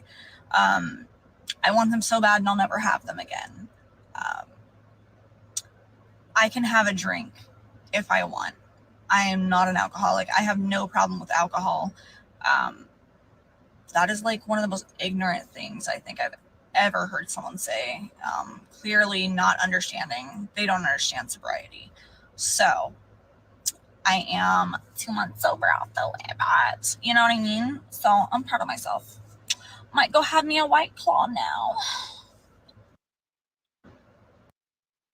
So this person has a TikTok career, I'm guessing. I'm guessing she gets views just because she looks like that, So whatever nonsense she says, people are going to sit there and watch and go, "Oh my god, can you believe she looks like that?"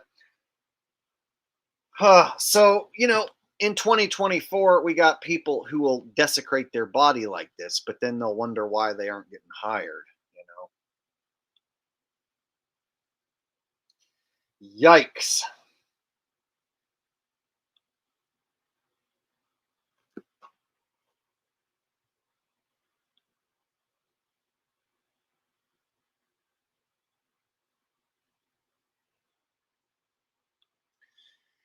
Yeah, man.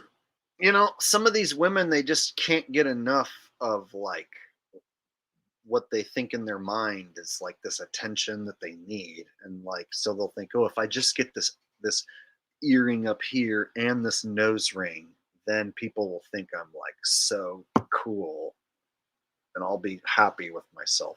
And then they get that thing and then the nose thing, and then people are like, oh, that's cute, and then that's it. And then they're like, okay, now I need more. Now I need like a fucking, now I need like a lip thing, and then I need like, you know, just a tattoo that comes over my back, and it's like a big claw, and it's like clawing at my breasts, and then it goes with a claw like pokes the breasts, and it looks like there's tattoo blood coming out. I need that. And so once you get into that mode where you need like that next thing and the next thing and the next thing, then you end up looking like that last thing, right? Just some demonic, inked up fucking weird thing. And nobody wants to even look at you. And the only reason anyone does look at you is to point and go, "Ugh, can you believe that's a thing?"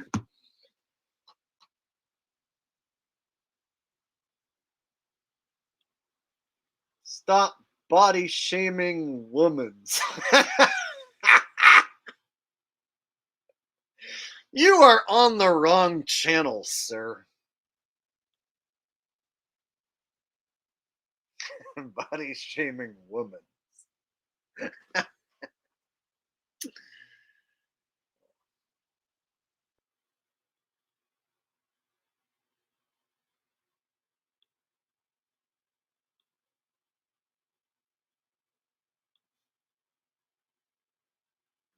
think I had another video too I wanted to show. Oh yeah. Now that we've heard those stories, now let's hear a story about dudes working all the time, working like 3 jobs, and they're still unhappy, still sitting in a car doing a TikTok rant. So this is the other side of the equation here. We got I work 3 jobs and hate it guy. Dude got 450,000 views talking about he has 3 jobs and hates it. Hey, you guys, you can get 450,000 views sitting in your car talking about how much you hate working 3 jobs. I think I'm going to have to just like start lying and saying that I have 3 jobs and I hate it. 450,000 views, dude? Just because, and look, he only has 12,000 subs. So this video must have resonated with just so many people, right? I work 3 jobs and hate it. 450,000 views. Something's wrong there, dude. You shouldn't be able to get that many views just by talking about how you hate working at 3 jobs. But he does. Meanwhile, I'm going to work my ass off to make the next top 10. I'm going to work for like 8 hours on the next top 10, and I'll be lucky to get 20,000 views. What the fuck's going on with that? What's good, y'all? It's Monty back at y'all with another vid. So look, gang, I know it's been a minute and I haven't posted. I know. Your boy been grinding, I've been working, which is what we about to get into, just to update y'all. So look, I work 3 jobs and I hate it. But here's why. The average person that's working is probably getting paid between $15 and $30. Most people are getting paid under $20. The way inflation is, bro, I don't see how anybody is surviving with families, kids, taking care of parents with on a average daily, on an hourly basis. $20 an hour isn't enough for one person. $20. That sounds insane, don't it? I work 3 jobs. I'm going to my second one now. I get paid $22.50 at that job. My second warehouse job, I get paid $18.50, but after the night shift, it differentiates. It's like a different price, so I get paid like $20-some. So a minute in, I'm wondering how in the flying fart did this guy get 450K on this, dude? 450,000 views. That's a lot, man, for this. Like, there's people out there that have 1 million subs and then sometimes they'll only get like 100,000 or 200,000 views, but they have a million subs, and they can't always guarantee, that they're going to get, even 450,000 views. And then here's a dude, 12,000 subs, literally just sitting in his car, and he's like, man, I work at a job for like $22 an hour, and then I work at another job for like $18.50, but like it's almost like 20, and then like, bro, I don't like it. I hate it. It's like, dude, that you just got 450,000 views for that? What? Why? Max, right? But then my third job, I'm a sound engineer now, so I work in a studio on the weekends. I get paid $35 an hour over there. Now add all that up, and I'm sitting here telling y'all it's still not enough. That sounds crazy, don't it? But it's the truth, because look at it like this: if I quit these jobs, one job is not enough. 2 jobs is not enough. $30 is starting to become the new minimum wage. I said that 30. That's insane to say. The way inflation is going, $30 ain't even enough. And like I told y'all, there's people out here with kids, families, and they can't even take care of them on that hourly base. That's insane, bro. But I understand that I have to work all these jobs to get to my destination, because I know I want to be my own boss. That's why I got to stack this money. You got to get it how you can get it, bro. I've been telling my cousins to sacrifice the summer, come up with a game plan, and lock in, bro. Lock in and get to your destination. Man, I'm trying to get there now. I understand. Keep looking at that destination. Keep having that hunger in you. That's going to fuel you. You feel me? The game plan might fail, but don't change the destination because your game plan failed. Keep the destination in mind, change the game plan, and reroute the game plan to get to the destination. You feel me? You feel me? Yeah, got the destination. You keep the game plan. You don't quit the game plan. You do the game plan because you got the destination in mind. Know what I'm saying? Feel me? So then it's like you got to grind. You don't quit grinding. You got to keep on the grind all the dang time. Know what I'm saying? Alex Stein on the grind 99. Know what I'm saying? Like a pimp on a blimp eating shrimp. Know what I'm saying? Yeah. I be 99 grind all the dang time like a pimp on a blimp eating some shrimp. Know what I'm saying? Yeah. Sorry. I don't know why I did that. Thank you for the super chat, Adrian. All right. So, guys, we've watched videos so far of people who claim they are looking all the time, filling out applications, and they can't find a job. And then we also saw some people, heard from some people that said that they don't really want to work hard anymore, and they can't find a good paying job, and they don't want to do a crappy job, so the one jobs that they can get are crappy and they don't want those. Then you got people like this homeboy who says he works 3 jobs and he hates it. He's still in a car looking like he's unhappy, right? And so imagine, we got people who can't find a job, who are unhappy, bitching about it on TikTok. And then we got a dude with 3 jobs, works all the time, and he's unhappy, bitching on TikTok too. So why go find a job when a dude who has 3 of them, he ain't happy neither?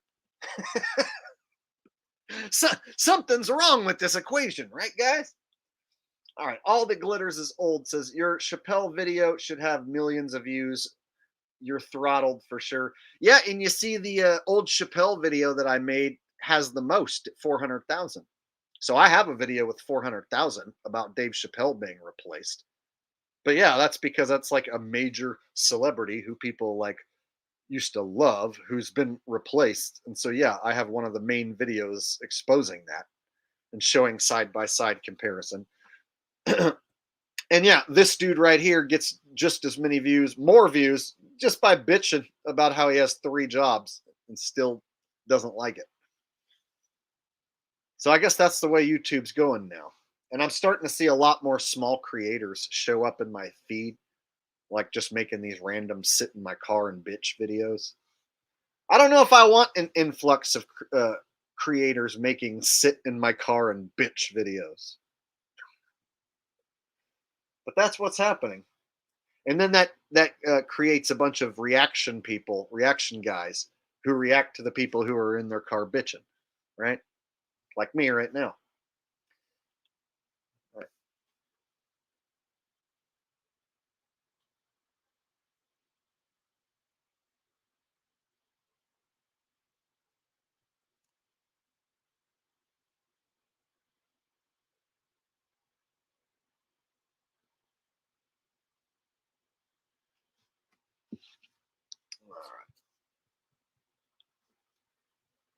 Check out another guy.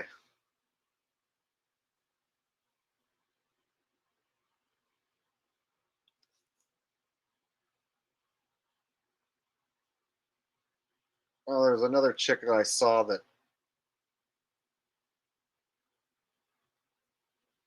Shit. Can't remember what it was.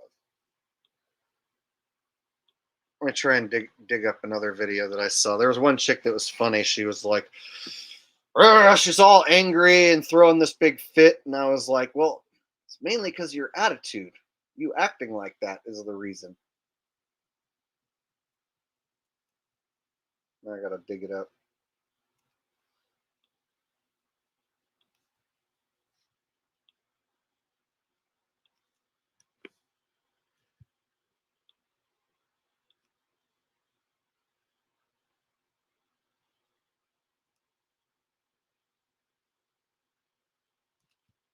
All right, I found it.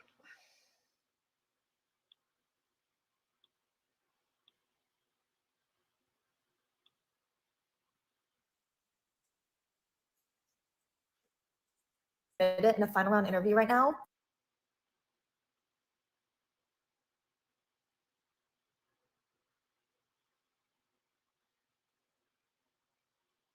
Here it is. This chick right here. The history. Super annoying.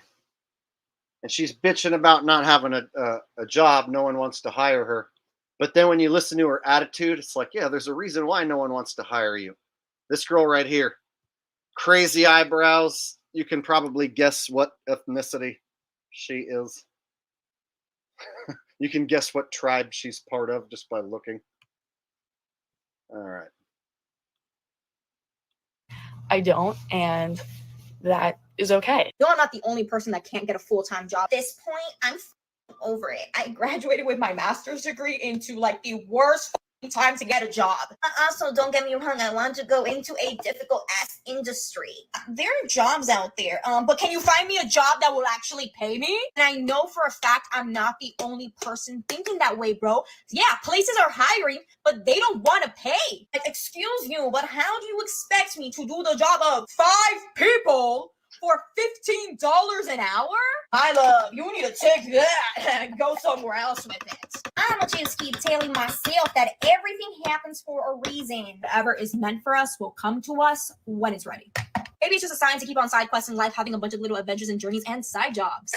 Cheers to trying to figure out life. At least I made a good ass banana milkshake.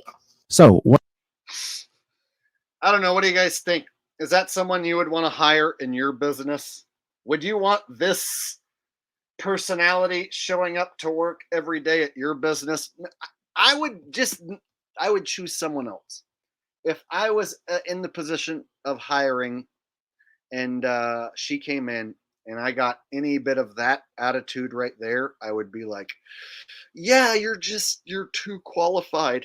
And sorry, this is just not going to work because you're just too good for this place.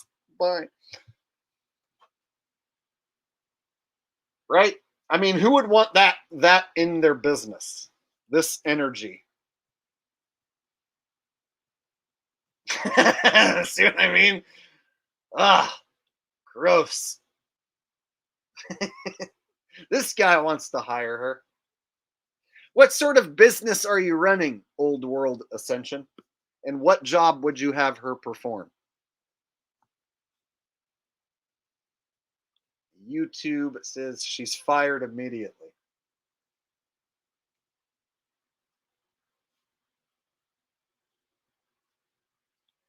Holden says she sounds like a biznitch.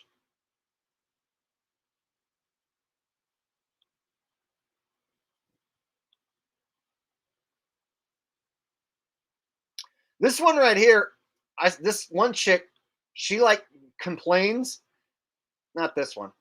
This one. And the whole time, I'm like, dude, why is like a good-looking blonde girl gonna complain about not being able to get hired when you're good-looking enough that you could go find, a man who's established, who's a good man, and then you could, give them a couple kids and then be a housewife, and then you won't have to think about money, and you could have, what everybody actually wants, but nobody's doing it anymore. Yeah. See this girl right here? Let's listen to her situation. I'm not getting a job. So while I'm still employed, I'm leaving this job fairly soon, and I need obviously another job lined up. And as of right now, it has felt fairly impossible, and like I'm just going to be unemployed. Everybody I've talked to says, "Oh my God, same. Like I think it's just the job market. Like it's just how it is right now." And I need to understand why that is a thing. Because when I'm on LinkedIn or Indeed and I'm looking through all the jobs that are offered, it's like, okay, there's a decent amount of jobs. Great. I'll apply to all of them. So I apply to all of them, and I hear back from. All right. So here's the deal. This is a classic one right here. Classic situation. A woman wants to go into the workplace and compete with men in the workplace. In the job market, she wants to go compete with all the men who are out there. Okay. Well, I guess she's finding out that, yeah, there's other people out there that are getting those jobs she wants over her, and it's not so easy. And I'm looking at her the whole time thinking, there's some dude out there with a good job who is good looking, who would be happy to have her because she's a good looking girl. Just taking a quick look, she looks good looking. There's a dude out there who would be happy to have her, and all she would have to do is just be a respectful wife, pump out some kids, and she could be sipping champagne, not having to worry about money or anything. And she could have a beautiful family and a dedicated husband and live in a nice house in a nice neighborhood. A girl like that could have that if she really wanted. If she really wanted, she could have that. Fellas, there's got to be some fellas watching. You have to agree that this person complaining on screen, if she really wanted, if she put these looks into motion and chose the right dude and created a family, she wouldn't be sitting here in this damn car bitching on TikTok. But that's what women want to do in 2024, sit in a car and bitch on TikTok because they don't want to have a man and his money. I don't need no man. I don't need a man and his money to take care of me. I'm going to sit in the car and bitch on TikTok. Okay, have fun with that. From nobody. So I'm like, okay, clearly there's jobs out there. It's not like there's nothing available for us. But when I do actually apply, I hear nothing back. So it's not an issue of like a lack of an abundance of jobs, at least in my opinion, or in my field, which is marketing. It's more so the fact that there are jobs, but I'm not getting interviews or leads in any way. And I've applied to jobs in every way that you can. I've reached out to recruiters. I've gone on LinkedIn. I've gone on Indeed, ZipRecruiter. I even go directly to company websites, go to their careers tab and apply directly on their website. Moral of the story is I've done it all and I am finding zero success. Okay. So she's not a perfect 10, but that girl right there is good looking enough that she could make money on her looks in many different ways.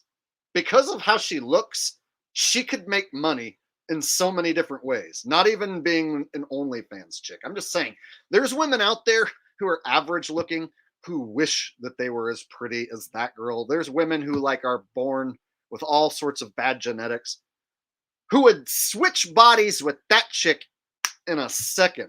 And so here she is. She has a nice face. It looks like she's got a decent body. I'm guessing there's a man out there who's a good dude with a good job who would be happy to take care of her, and she would never have to think of money ever again. And all she would have to do is, be a dedicated housewife, pump out some kids. That she doesn't even probably realize that might be that beautiful, awesome life, that thing that will make her life whole. She probably doesn't even realize that because she wants to go compete with men in a workforce that's dominated by mostly men. And she wants to be a big boss bitch, probably. She wants to be a independent, all the women independent, some big time boss bitch, right? Well, this is what it looks like when you go compete in the workforce. You got to start at the bottom. So I feel like someone like this, she's choosing to sit in the car and bitch and complain. She could have chose to go, find a dude who makes 6 figures, who's looking for a nice looking woman to start a family with. She could have found that. And anyone saying, "Oh, that's so hard to find," not if you're good, not if you're as good looking as she is. And she's young enough. She's in that stage where most men who are looking would be looking in her direction for somebody like this to start a family with. But she don't want that. She wants to go out in the workforce and compete with men and sit and bitch about it on TikTok. That's one of the reasons why you don't see people starting families as much anymore. You don't see white people starting families as much anymore. It's because they'd rather go compete with men in the workforce and bitch on TikTok rather than actually start a family with a good man. I'm coming to TikTok now because I'm desperate, and I'm like, who is getting the jobs? And if you are getting a job, how did you get the job? Did you have connections? Like, were you already like an internal employee in some way? Like, who is getting these jobs? And how, like, I do have experience. I have a full year of experience at a corporate job for a reputable company in the media industry, and I have a degree in communications, and I have 2 internships from college to prove my experience. And it's like, none of that even mattered. Are you ready for a career change and eager to pursue a rewarding path as a trained electrician? Not me. Our electrical technology. I'm happy being a YouTuber, but if you guys want a new career, you can go be an electrician. Every single email I get back, granted, they're all generic emails, but it's like, your experience just doesn't align with what we're looking for. And I'm like, how? Literally, your job description matches my exact experience. Like, I know it's an automated message, but like, still, it just frustrates me because it's like, what else do you need from me in order to at least give me one interview? Like, I get if I have an interview and then I get rejected. Yep. See, we live in a culture now where, like, you know, her mom probably raised her and said, "You need to go to school and you need to get a good job. Don't rely on some man to pay your bills. You need to get a good job." And then she went to school, and now she's entering the workplace or trying to, finding out like, "Oh shit, yeah, it's a lot of competition out there. It's not so easy. You're just going to be a debt wage slave now." And guess what? 5 more years, the men who are going to want her are going to decrease. 10 more years, the men who are going to want her are going to decrease rapidly. 20 years, when this one hits the wall, her choices of that dream man are no longer going to be there. This girl right here, I'm telling you, could have a dream man if she put that sort of thought into motion and really went after it. If she went after her dream man like she's trying to go after her dream job, she would find a decent enough dude. There's dudes out there that they work their whole damn life and get a good job and set themselves up just so they can attract an attractive woman and have a family. So there's dudes out there who like worked their whole damn life just to have someone like her. But nah, she don't want that. She wants to sit and bitch. Andy, I know you've said that. That's a culture that's being permeated, and it's bad. You don't need a man. No one needs a man. Really? That's what families were always about. You know, a man and a woman coming together to make a family. You don't need a man. No one needs a man. Just be a single mom, no dad. And then the kid grows up without a male role model and perpetuates this shitty behavior over and over again. Yeah, this turns into her getting knocked up and being a single mom. That chick right there is going to be a single mom, most likely. I can tell by the way she's acting. And then she's going to teach her daughter, you don't need a man. Just go to school and get a good job. You don't need a stupid man. What do you think that kid's going to grow up and be like? See, this is a culture that keeps on fucking perpetuating and getting worse. This didn't exist 20, 30 years ago. There weren't hot chicks complaining like this online 30 years ago.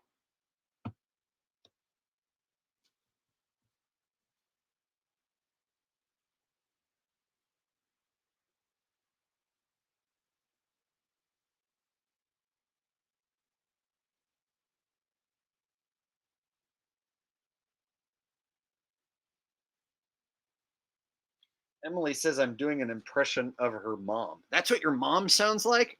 I'm gonna have to see a video of your mom doing comedy. See if I can steal any of her bits.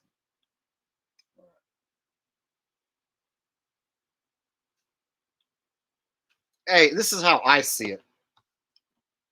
The girl that's covered in shitty tattoos, who were all like, yeah, you desecrated your body and you covered yourself with tattoos. They're all satanic and no one wants to hire you, stupid. But this girl right here, we can't even see any tattoos. She didn't do anything to herself to make her unhireable. So I feel like she's bitching for nothing. She's bitching just for attention. And so I don't have any sympathy for a chick who looks like that, who's bitching just to bitch.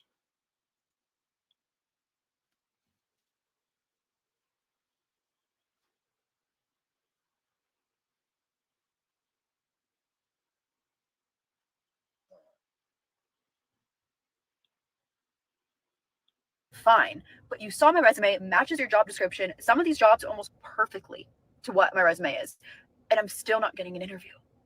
So whoever is out there that has a job or understands the job market in any way, I would love an explanation.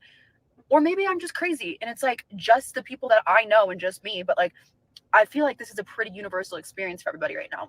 Honestly, at this point, I'll go work at McDonald's, or I'll go work at Wendy's. I mean, No, you won't. You're a liar. She lying her ass off. I'll bet you will not see her in a McDonald's uniform or a Wendy's uniform. She lying her ass off. Hey, girl. Hey, girl. Yeah, you. they pay great now. You. I got a job for you. You want a job? I'll put you to work. Why don't you clean my van? I'll pay you $20. You go clean my van. Oh, you want more? You think you're worth more? All right, I'll give you $40. But you better put on a string bikini and clean my van extra good. Would you rather go work at McDonald's or clean my van in a bikini? Your choice. Or you can make these TikTok videos. Guess what? She ain't going to go work at McDonald's and she ain't going to clean my van in a bikini. She's probably going to keep making these videos, though. That's for damn sure. All right.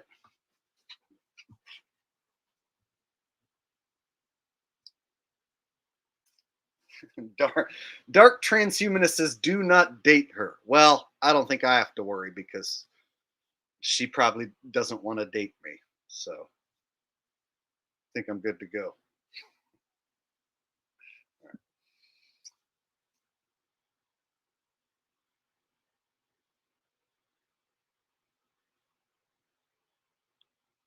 Yeah, she probably on the OnlyFans right now.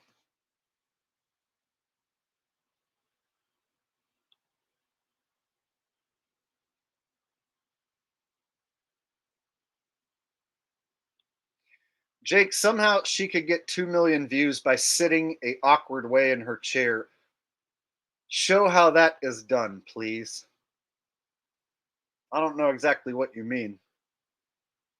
Did she do that in a different video? I don't know.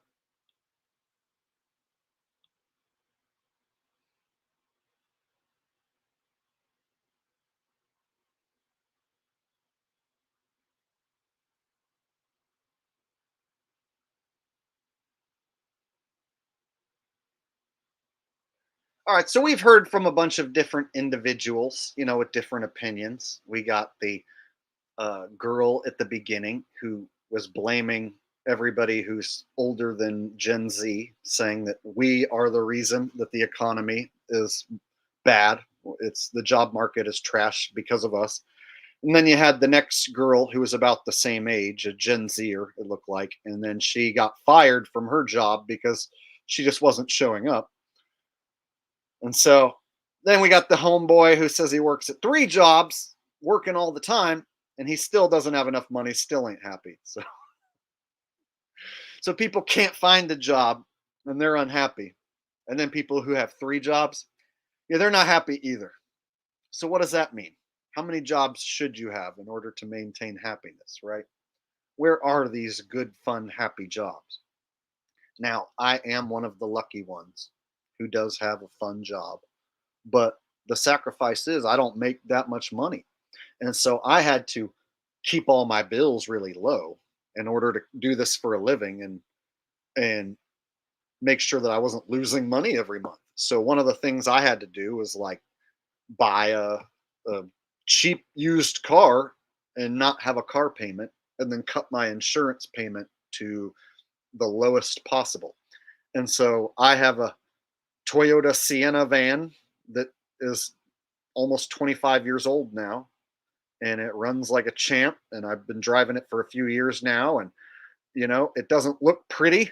No one's impressed by my car, but I own it and I don't have to make a car payment, and my insurance is really low. And so by cutting my bills down, I noticed I had more spending money and that I could save money easier.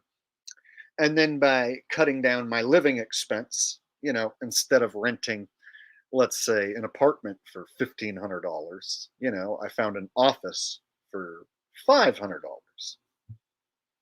That's an extra $1,000 that I'm just saving now. So by cutting my bills down drastically, I noticed that like what little money I was making was going a lot farther now and stacking up. So part of having money is keeping your bills low. And if you make a bunch of money and you have a bunch of bills and your bills are high, you're going to be in that same spot where you don't even feel like you're getting ahead. You don't even feel like you're making any money. So there are people out there making 6 figures a year, but they're paycheck to paycheck because they bought that brand new car and they're making payments and they're making the insurance payment that's outrageous because they have to have full coverage and they're paying a mortgage on their house. And so they have a 6-figure job, but all their bills eat up all their money and they don't have any money to do anything fun and they can't save any money. So which would you rather be? A person who has a nice house and a nice car, but no money in the bank, and you're up against it all the time, or the person who doesn't have a nice car, doesn't have a nice house, but you got money in the bank and you ain't even worried. See? So it can kind of come down to like what sort of lifestyle you want and what you can handle. Some people really think they have to have that nice new car and they strap themselves and create financial distress for themselves just because they think they need that car. When in reality, if they bought a cheap used car, they would have all this extra money and they could go take vacations and go do whatever they want, basically. So it can kind of come down to like, okay, own a shittier car and be able to take vacations and go have fun, or have this nice car but be living paycheck to paycheck.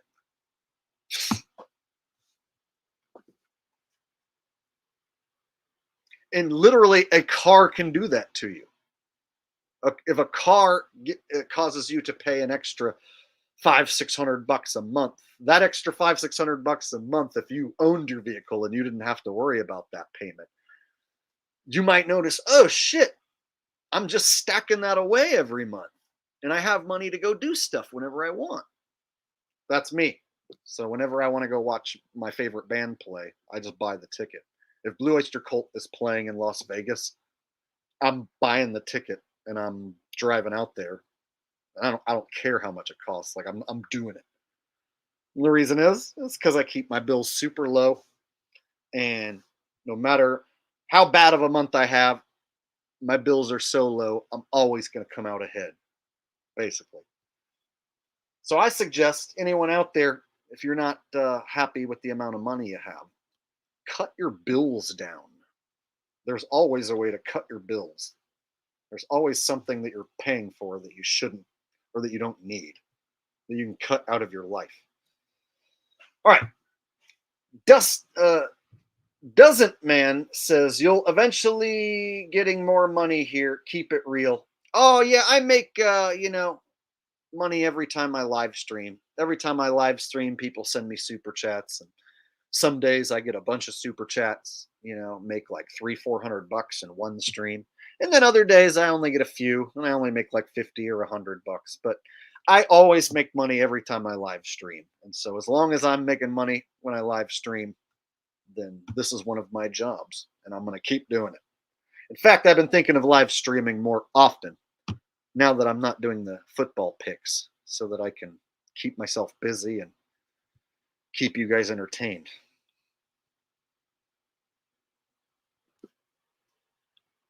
Andy says, I love your input on life. Thank you, Andy. I appreciate that.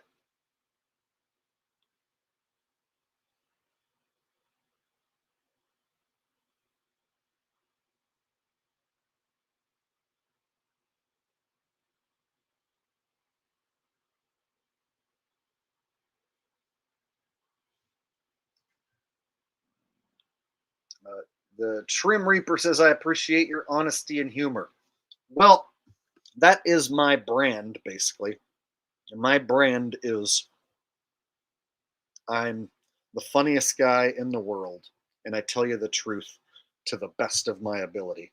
And I try and combine comedy and the truth together, so that if I'm talking about something that's uncomfortable and controversial, I can make a joke out of it and hopefully get you to laugh.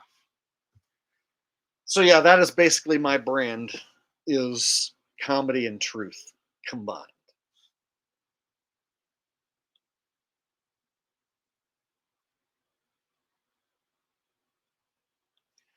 I know a lot of people miss the picks. Here's the deal. The time that it takes to make those picks, people don't realize. Like, I'll look at, one matchup, and then I'll look at the spread, and then I'll think, okay, who did they play last week? What was the result last week? Who do they play next week? What's the look ahead spread? And then how many games has each team covered against the spread? And then I have to take all this into account. And then, just that alone might take, 10, 15 minutes per game. So times 16 games, if I'm spending 15, 20 minutes to cap one game, and then you times that by 16, it turns into several hours of me just thinking about who I think is going to win. And then on a bad week, bro, when I don't win and I have a losing week, it's as if I wasted all that time. And then when I bet and I have a bad week, then I waste my time and my money. And it makes me feel like a loser to have lost money and wasted my time. And then the people show up in the comments and go, Carolina lost. You said the Broncos would win, but they didn't win. 49ers lost. Yeah, the people who do that, it just pisses me off and triggers me. And so by me cutting this out of my life, I'm no longer thinking about who wins or loses. I don't care. All those shit-talking trolls are gone. And there's no such thing as a bad week because I'm not picking. I can't lose because I'm not putting myself in a situation where I can lose. So now I'm just going to call out the fake gameplay, prove the games are fake, and I win. I win when I prove the games are fake. When I make the top 10 most rigged, everybody in the comment section is happy that I made the video, mostly, and they're complimenting me for making the video, and they're agreeing with me. And so the top 10s give me pleasure for making the video. Like, I feel like people enjoy the content, and so I feel like I accomplished something when I make one of those videos. The pick videos aren't like that, especially on a bad week. If I make a video where I pick games and it's a bad week, well, then that's bad content that's going to draw in negativity. And then once the games are over, nobody watches pick videos. So once the games are done, the video's dead in the water. Are you going to go back and watch my pick videos from last season? No, nobody is. Nobody cares about pick videos from last year or last week. Those videos die immediately once the game's over. The only people who go back to say anything are shit talkers. So I don't like the type of people who show up just to talk shit, and I've cut them out of my life now. I don't like me sitting awake at night wondering who's going to win or lose a fake football game. So I cut that out. The only thing that I lose by doing that is a shitload of subscribers who only care about pics. And then ad revenue. That's the biggest thing. I lose a bunch of money by not making those videos. So that means I have to do some more live streams instead, or some other content. So instead of making those pics, I'm going to do an extra live stream or an extra video about something else in order to get back that ad revenue that I basically gave away by not making the pics. If that makes sense. So yeah, it's way too much stress. And anyone out there who has never done it, you don't know what it's like. And so if you think, Jake, if you have a bad week, who cares? Just don't bet on your picks. You're stupid and you don't know what it's like. Try picking all the games and not betting on it, and then finding out that you won almost every single pick. And then people in your comment section will be like, I won 10 grand on your picks. Thanks, man. And you'll be like, oh, I didn't win any because I didn't even bet on my own picks because I'm stupid. So then when you do bet on your own picks and then you lose, well, then people say your pick sucked. I lost money because of you. And then you go, fuck, I lost money because of me too, which extra sucks. So anyone who tells me, Jake, just keep making the picks and just don't bet on them, you go make the fucking picks and don't bet on them and tell me how much fun that is. Go make your own picks. Put yourself on camera. You become the next scripted pick'em guy. And then on a bad week, you get to deal with all them haters. I ain't doing it no more, and I don't miss it. I only miss the $500 from the huge view counts. And the only reason I was getting huge view counts on those pick'em videos is because I have a suspicion that the NFL was promoting my videos, knowing that my picks were mostly wrong, knowing they were going to make money off me. So I think the NFL promoted my videos. The NFL and YouTube are in cahoots. They're the same entity basically now. So the video where I made picks week 1 and got 95,000 views. Gee, why did I get 95,000 views? That doesn't make sense. It's because they promoted me. And then when I said I'm not making picks anymore, they froze my sub count. The channel didn't do squat for like a week.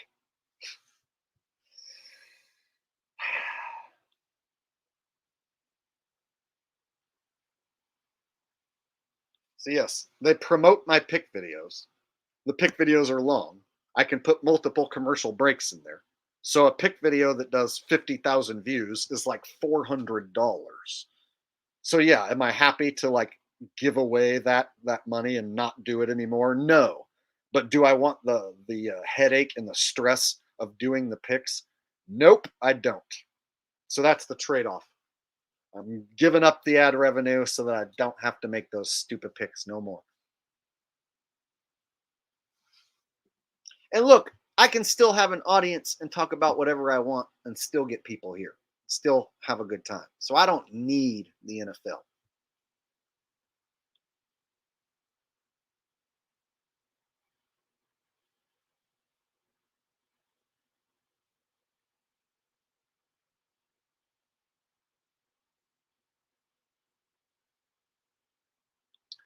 I have too much integrity and it costs me. So here's the thing. I don't even have a Patreon, whereas all your favorite YouTubers have a Patreon, and I don't. I had a Patreon, but I didn't know what to put on there. I don't know like what to put on Patreon that's just for the Patreon people. So I was going to sell football picks, but then my picks blew balls. So I just stopped doing it. But so I have a Patreon account, but I don't have any Patreons because I don't post anything there. So I've thought like, okay, if I am going to do Patreon, well, what am I going to put over there to sell to people for Patreon? Like I would have to do like a secret comedy act or a secret song, and then be like, you have to go sign up for Patreon in order to see my secret comedy act and song. I don't know. See, so I don't even have a Patreon. I don't run scams. I don't scam my audience in any way, shape, or form. I literally just go live and wait for you guys to give me super chats, or I make money on the ad revenue on my videos. So if you look at the other things that the other content creators are doing, you know, scammers like Zach Hubbard, Owen Benjamin, and shit like that, yeah, I have so much integrity that I don't make a fraction of what those guys make because of all my integrity. So having integrity means you don't make as much money as scumbag scammers, is what that means. So guys like Zach Hubbard, you know, fucking Owen Benjamin, oh yeah, they're rolling in money. They make hundreds of thousands of dollars scamming their audience. Whereas little old me, you know, I'll make like, you know, a quarter of that maybe, if I'm lucky. Not even that. Probably way less than that.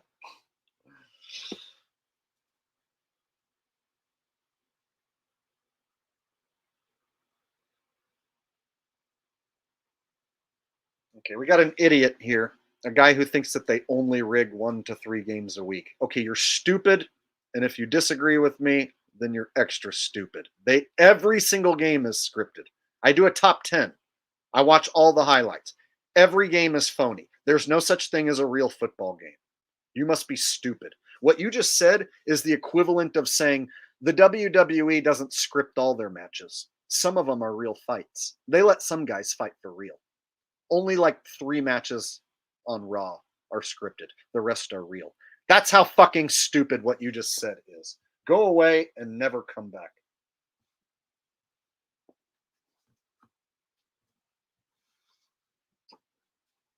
Anyone who undermines my message about the NFL being fake by saying, it is rigged, but not all the players are in on it, dude, get lost. It is rigged, but it's just the refs, get lost. It is rigged, but not every game, get lost. Can't stand you guys who admit that it's rigged, but then say, oh, but not every game, not every player. Just some games and some players. Oh, so there's guys you think are playing real football every week trying their hardest? Name them! Name a fucking player who plays their hardest every week. Name that guy, and I will find a play where he does something silly and stupid on purpose. There's always somebody who wants to claim not all the players are in on it. Name the fucking player who's not in on it, who plays his hardest every week. Name that guy.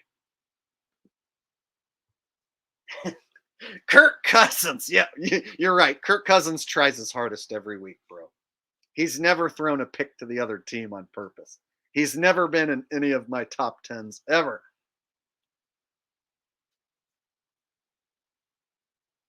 Yeah, now watch. Now he's going to try and insult me just before I toss his dumbass. You're a bozo that can't get more than 50% of your pick. Yeah, see, now he's got to diss my picks this season. Bye. Banned for life, dumb bitch. Haha. Now you're going to sit here and watch me. And you're going to be all angry and triggered. But you're not going to be able to do nothing or say nothing. Haha, bitch. You can't win nothing. You lose all your bets. You've never won a bet in your life because you're a stupid little bitch. Ha! What do you think of that?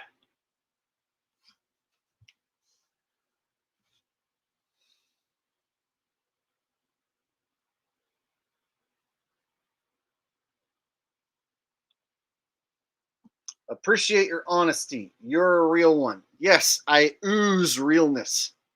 And that's why whenever I see someone who's fake, putting on an act, I point it out. I can tell. I can be like, this dude's a gatekeeper putting on an act. Izzy Tech, thank you very much. I appreciate that.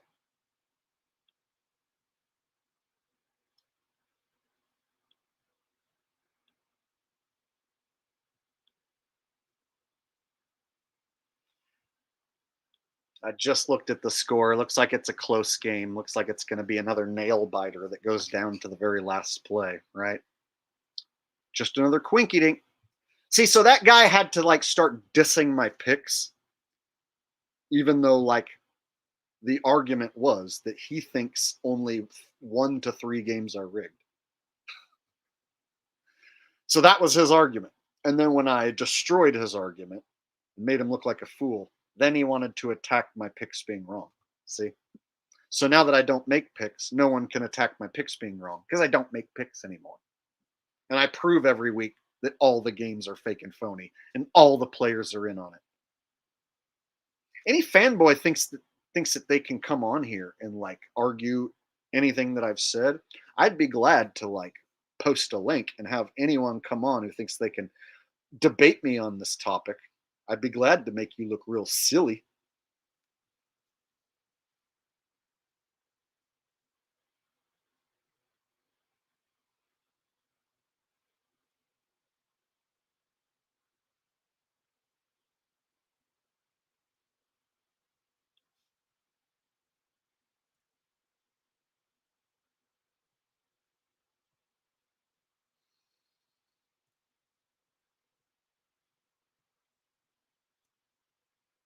Victor G says tonight's game is full of scripted plays. Well, I will check out the highlights. You know, that's what I do now. I don't watch the games. I only watch the highlights. And then I have a binder, a notepad, and it looks like this. See? Pats at 49ers, Jacoby Brissett interception, fan reaction, Kittle TD. This is what it looks like. So I go through and I watch the highlights, and then if I spot a play that looks really goofy, I'm like, "Ooh, that looks like it could be on my list." So this is what the list looks like. I actually physically go through and say, "Doink, Muff Punt City," and I even told myself to do the GNR karaoke version. See, and then I write down what time it happened. Fourth quarter, 12:27. So I can go back and find it. And then I film my TV. And then I have to edit all the clips together. Making the top 10 it's not hard work, but it's time consuming. So it takes several hours. I have to watch all the highlights, sit and make, a good list. And then I have to film the TV and do the commentary. And then I have to put those in the editor and then add the music and shit. So it's time consuming. The most time consuming part is literally just sitting there watching the highlights, because each game has about 12 minutes worth of highlights. So to sit and watch the entire highlight video is like a 10 to 12-minute deal times 16, so that I make sure I've watched all the highlights. It eats up a bunch of time. But the end product, it makes a lot of people happy. So I continue to do it.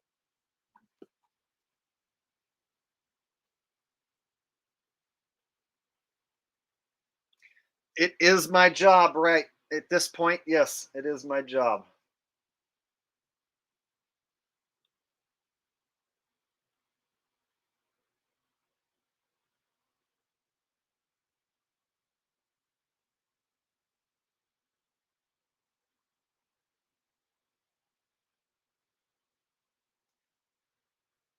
All right. Well, I didn't have much else planned tonight. I just wanted to show you guys some of the people complaining about not wanting to work and whatnot. So at this point, we can just open up the stream, talk about whatever you guys want.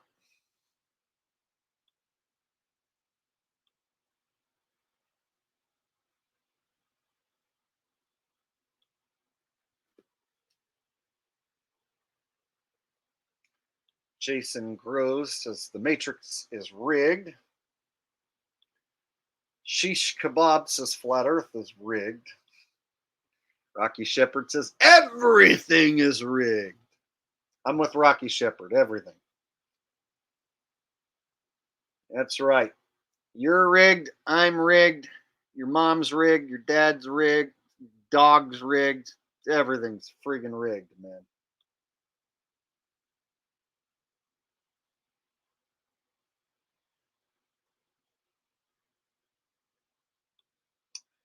Andy says, let's talk about God.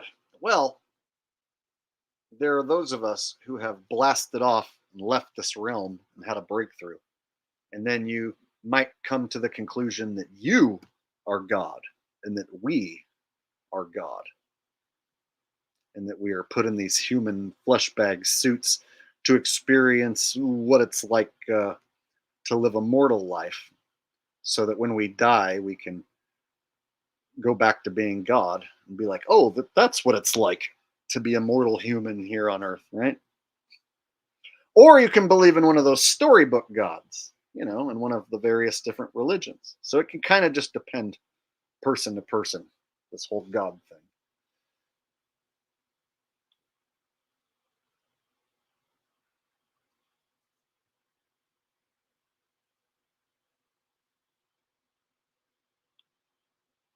What are your thoughts on radishes?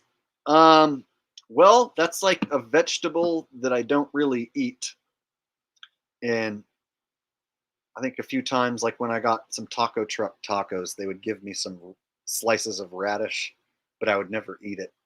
So yeah, I don't eat radishes and I don't buy them. So don't really have much thoughts about them.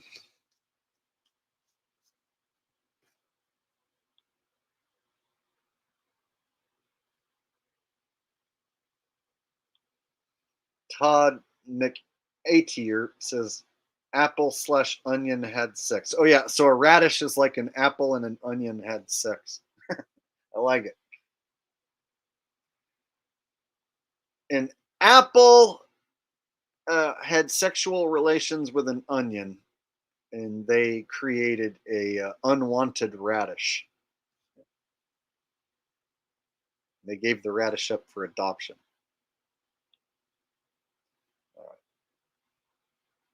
Andy says, I love radishes and I love God. I like these random topics and questions and tie them all together. What do you think of God? What do you think of radishes? Well, love God, love radishes. Ha! There you go.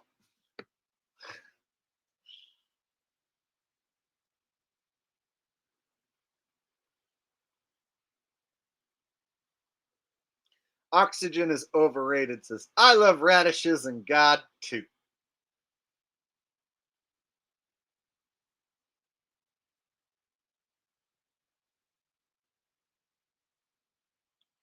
Second Glance Sports Entertainment says, why all the heat waves and hurricanes? HARP. Well, they probably have weather modification systems that are more advanced than HARP and stuff like that. Like people were talking about HARP like, over 10 years ago. So I would reckon that they have something more advanced by now than HARP. And they probably have other facilities around the world that do even more shit than HARP. So who knows? And, there are some areas that, broke heat records, but then there's other areas that like the temperatures were just the same as they always were. So like along the coast here in California, the northern coast especially, it's like in the 60s pretty much all summer long, 60s and 70s. And it's not like, it heated up over 100 along the coast in places where it's 60 and 70 all summer long. So I feel like when I see the coast along California heat up to over 100 degrees, then I'll know that there's some serious shit wrong. But there's still some places that like the weather's the same as it was last year or the year before. So I guess it just kind of all depends on your certain area where you live.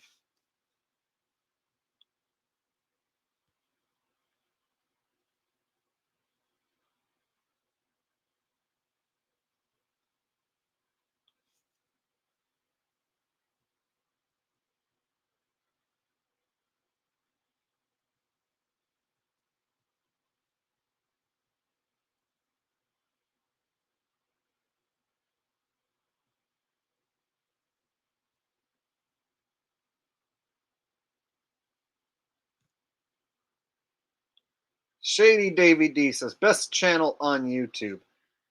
I think tonight was your bowling night, right, Davy? You probably missed most of the stream then.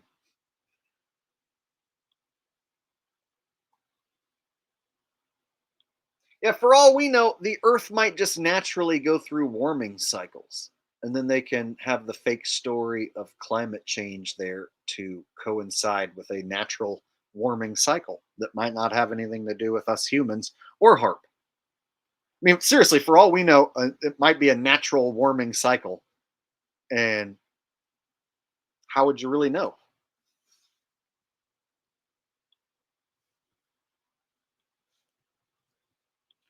Johnny51 says, your thoughts on the soul trap? Are we being forced back in here over and over? I've heard of that topic and people bringing it up here on YouTube. I can't say for sure. There are evil elements about this realm that could be considered like hell on earth. So you might think this is hell. And then when you die, you get tricked into walking towards the light and then repeating this all over again. I've heard different variations of being stuck in a soul trap and having to come back to this living nightmare, this hell on earth. But there's also, beautiful things about living here. And there's magical things about this realm where if you can harness, if you have the right mind and you harness your manifestations, you can almost control and manipulate this realm to your advantage and create a beautiful and amazing life for yourself. And so if you're going to keep getting recycled back here and creating a beautiful and amazing life for yourself, well, then that's not too bad of a soul trap. But if you think this place sucks and you hate it, and then you die and then you repeat that terrible process again, well, then it could feel like a terrible soul trap that you're stuck repeating. So I guess it all just kind of depends on the individual, right? If you're repeating an awesome life that is great, well, that's not so bad, right? Oh, I just experienced what it was like, to have a great job and a great family. And then who knows, maybe this next time I go back, I'll have an even better job, an even bigger family. So I guess it can all depend on your personal experience here in this realm, whether you believe this place is a soul trap, right?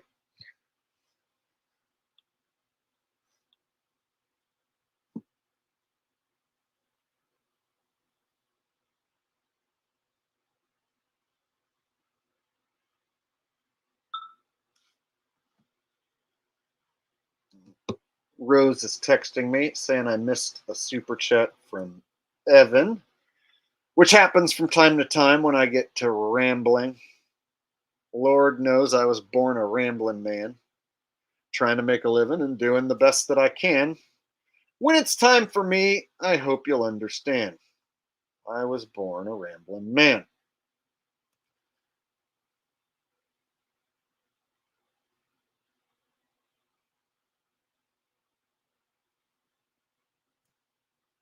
Johnny, read that one. One minute, guys. I'm going back trying to locate the super chat from Evan, and I found it. Why is the government trying to make us gay? It's pretty easy, actually. So, a man and a woman can create a tight knit family unit. The government doesn't want people to create a tight knit family unit, a family that is loving and cares about each other and takes care of each other. They don't want that. So, by having people be gay, they aren't going to create a tight knit, loving family because, you know, two gay people can't create a human. So, you can cut down on the population and cut down on the types of people creating children by creating this culture and popularizing this culture that even if you're not gay, you should still go to Pride and you should still have tons of gay friends and you should still support everyone who's gay. So they make it like it's this popular, cool thing to do. Even if you're not gay, you should still go to the Pride parade with your buddies and dress in rainbow stuff and support other people for being gay. So what they do is they create this culture which is basically anti tight knit family.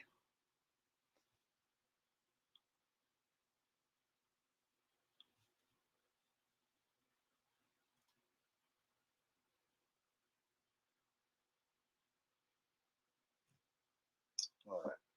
Shady Davy D. LaFleur says, on the way home now, bro, get these likes up. All right, everyone hit that like button now. If you've enjoyed this stream so far, do your boy a favor and smash the like button right now.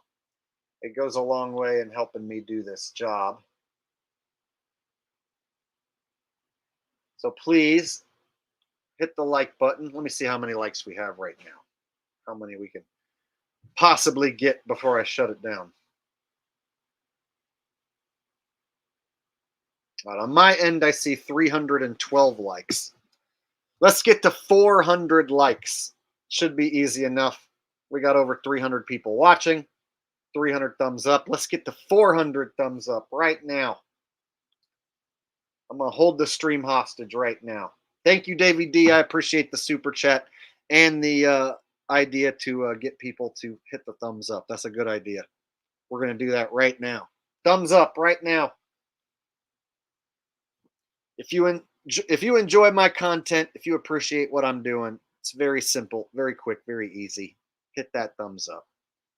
I can see some of you are slacking, not doing it. Hook your boy up with the thumbs up. I ain't asking for much.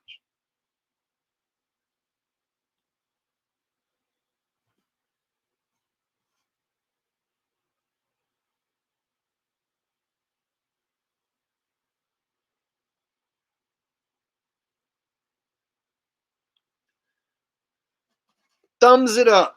400 thumbs up. We can do it. Make it happen.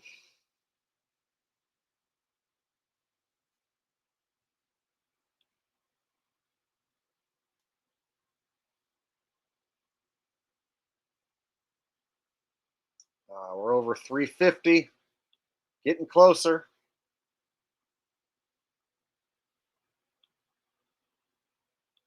Victor says, where is he at? Says, you're very entertaining, Jake. Really appreciate you. I really appreciate all you guys. You guys are a great audience, and I was looking forward to doing this stream today, talking about a new topic. And I was even thinking of making a few videos about these topics and running them up the flagpole. Now, I know anything that I put out that's not about football, like, there's that chance it just might tank, like my Laughlin video. But I'm thinking I'll put out a few videos where I can react to some of these people complaining about the job market, complaining they can't find a job. I could probably make some like 5-10 minute shorter videos, 15 minutes, something like that, and then make some videos about the same topic. So anyway, so I was thinking I could run this topic up the flagpole and see what you guys think.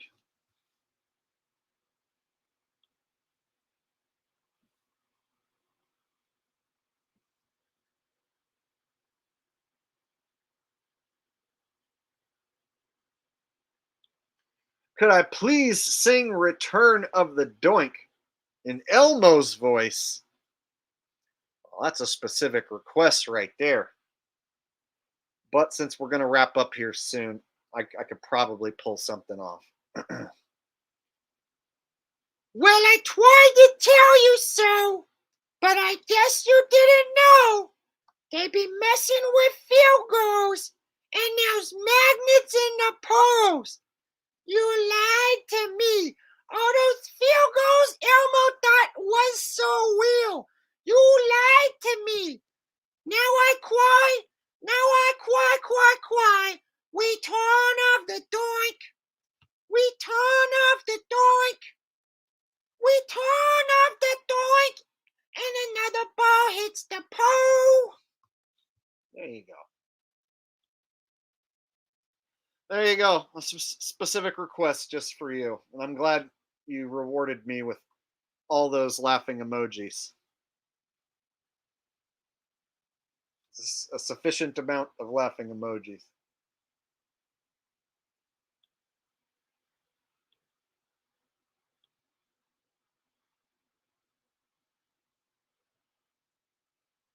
All right, y'all. I'm going to go ahead and get off here. I'm getting hungry. I need to go get something to eat. And so we'll go ahead and shut her down.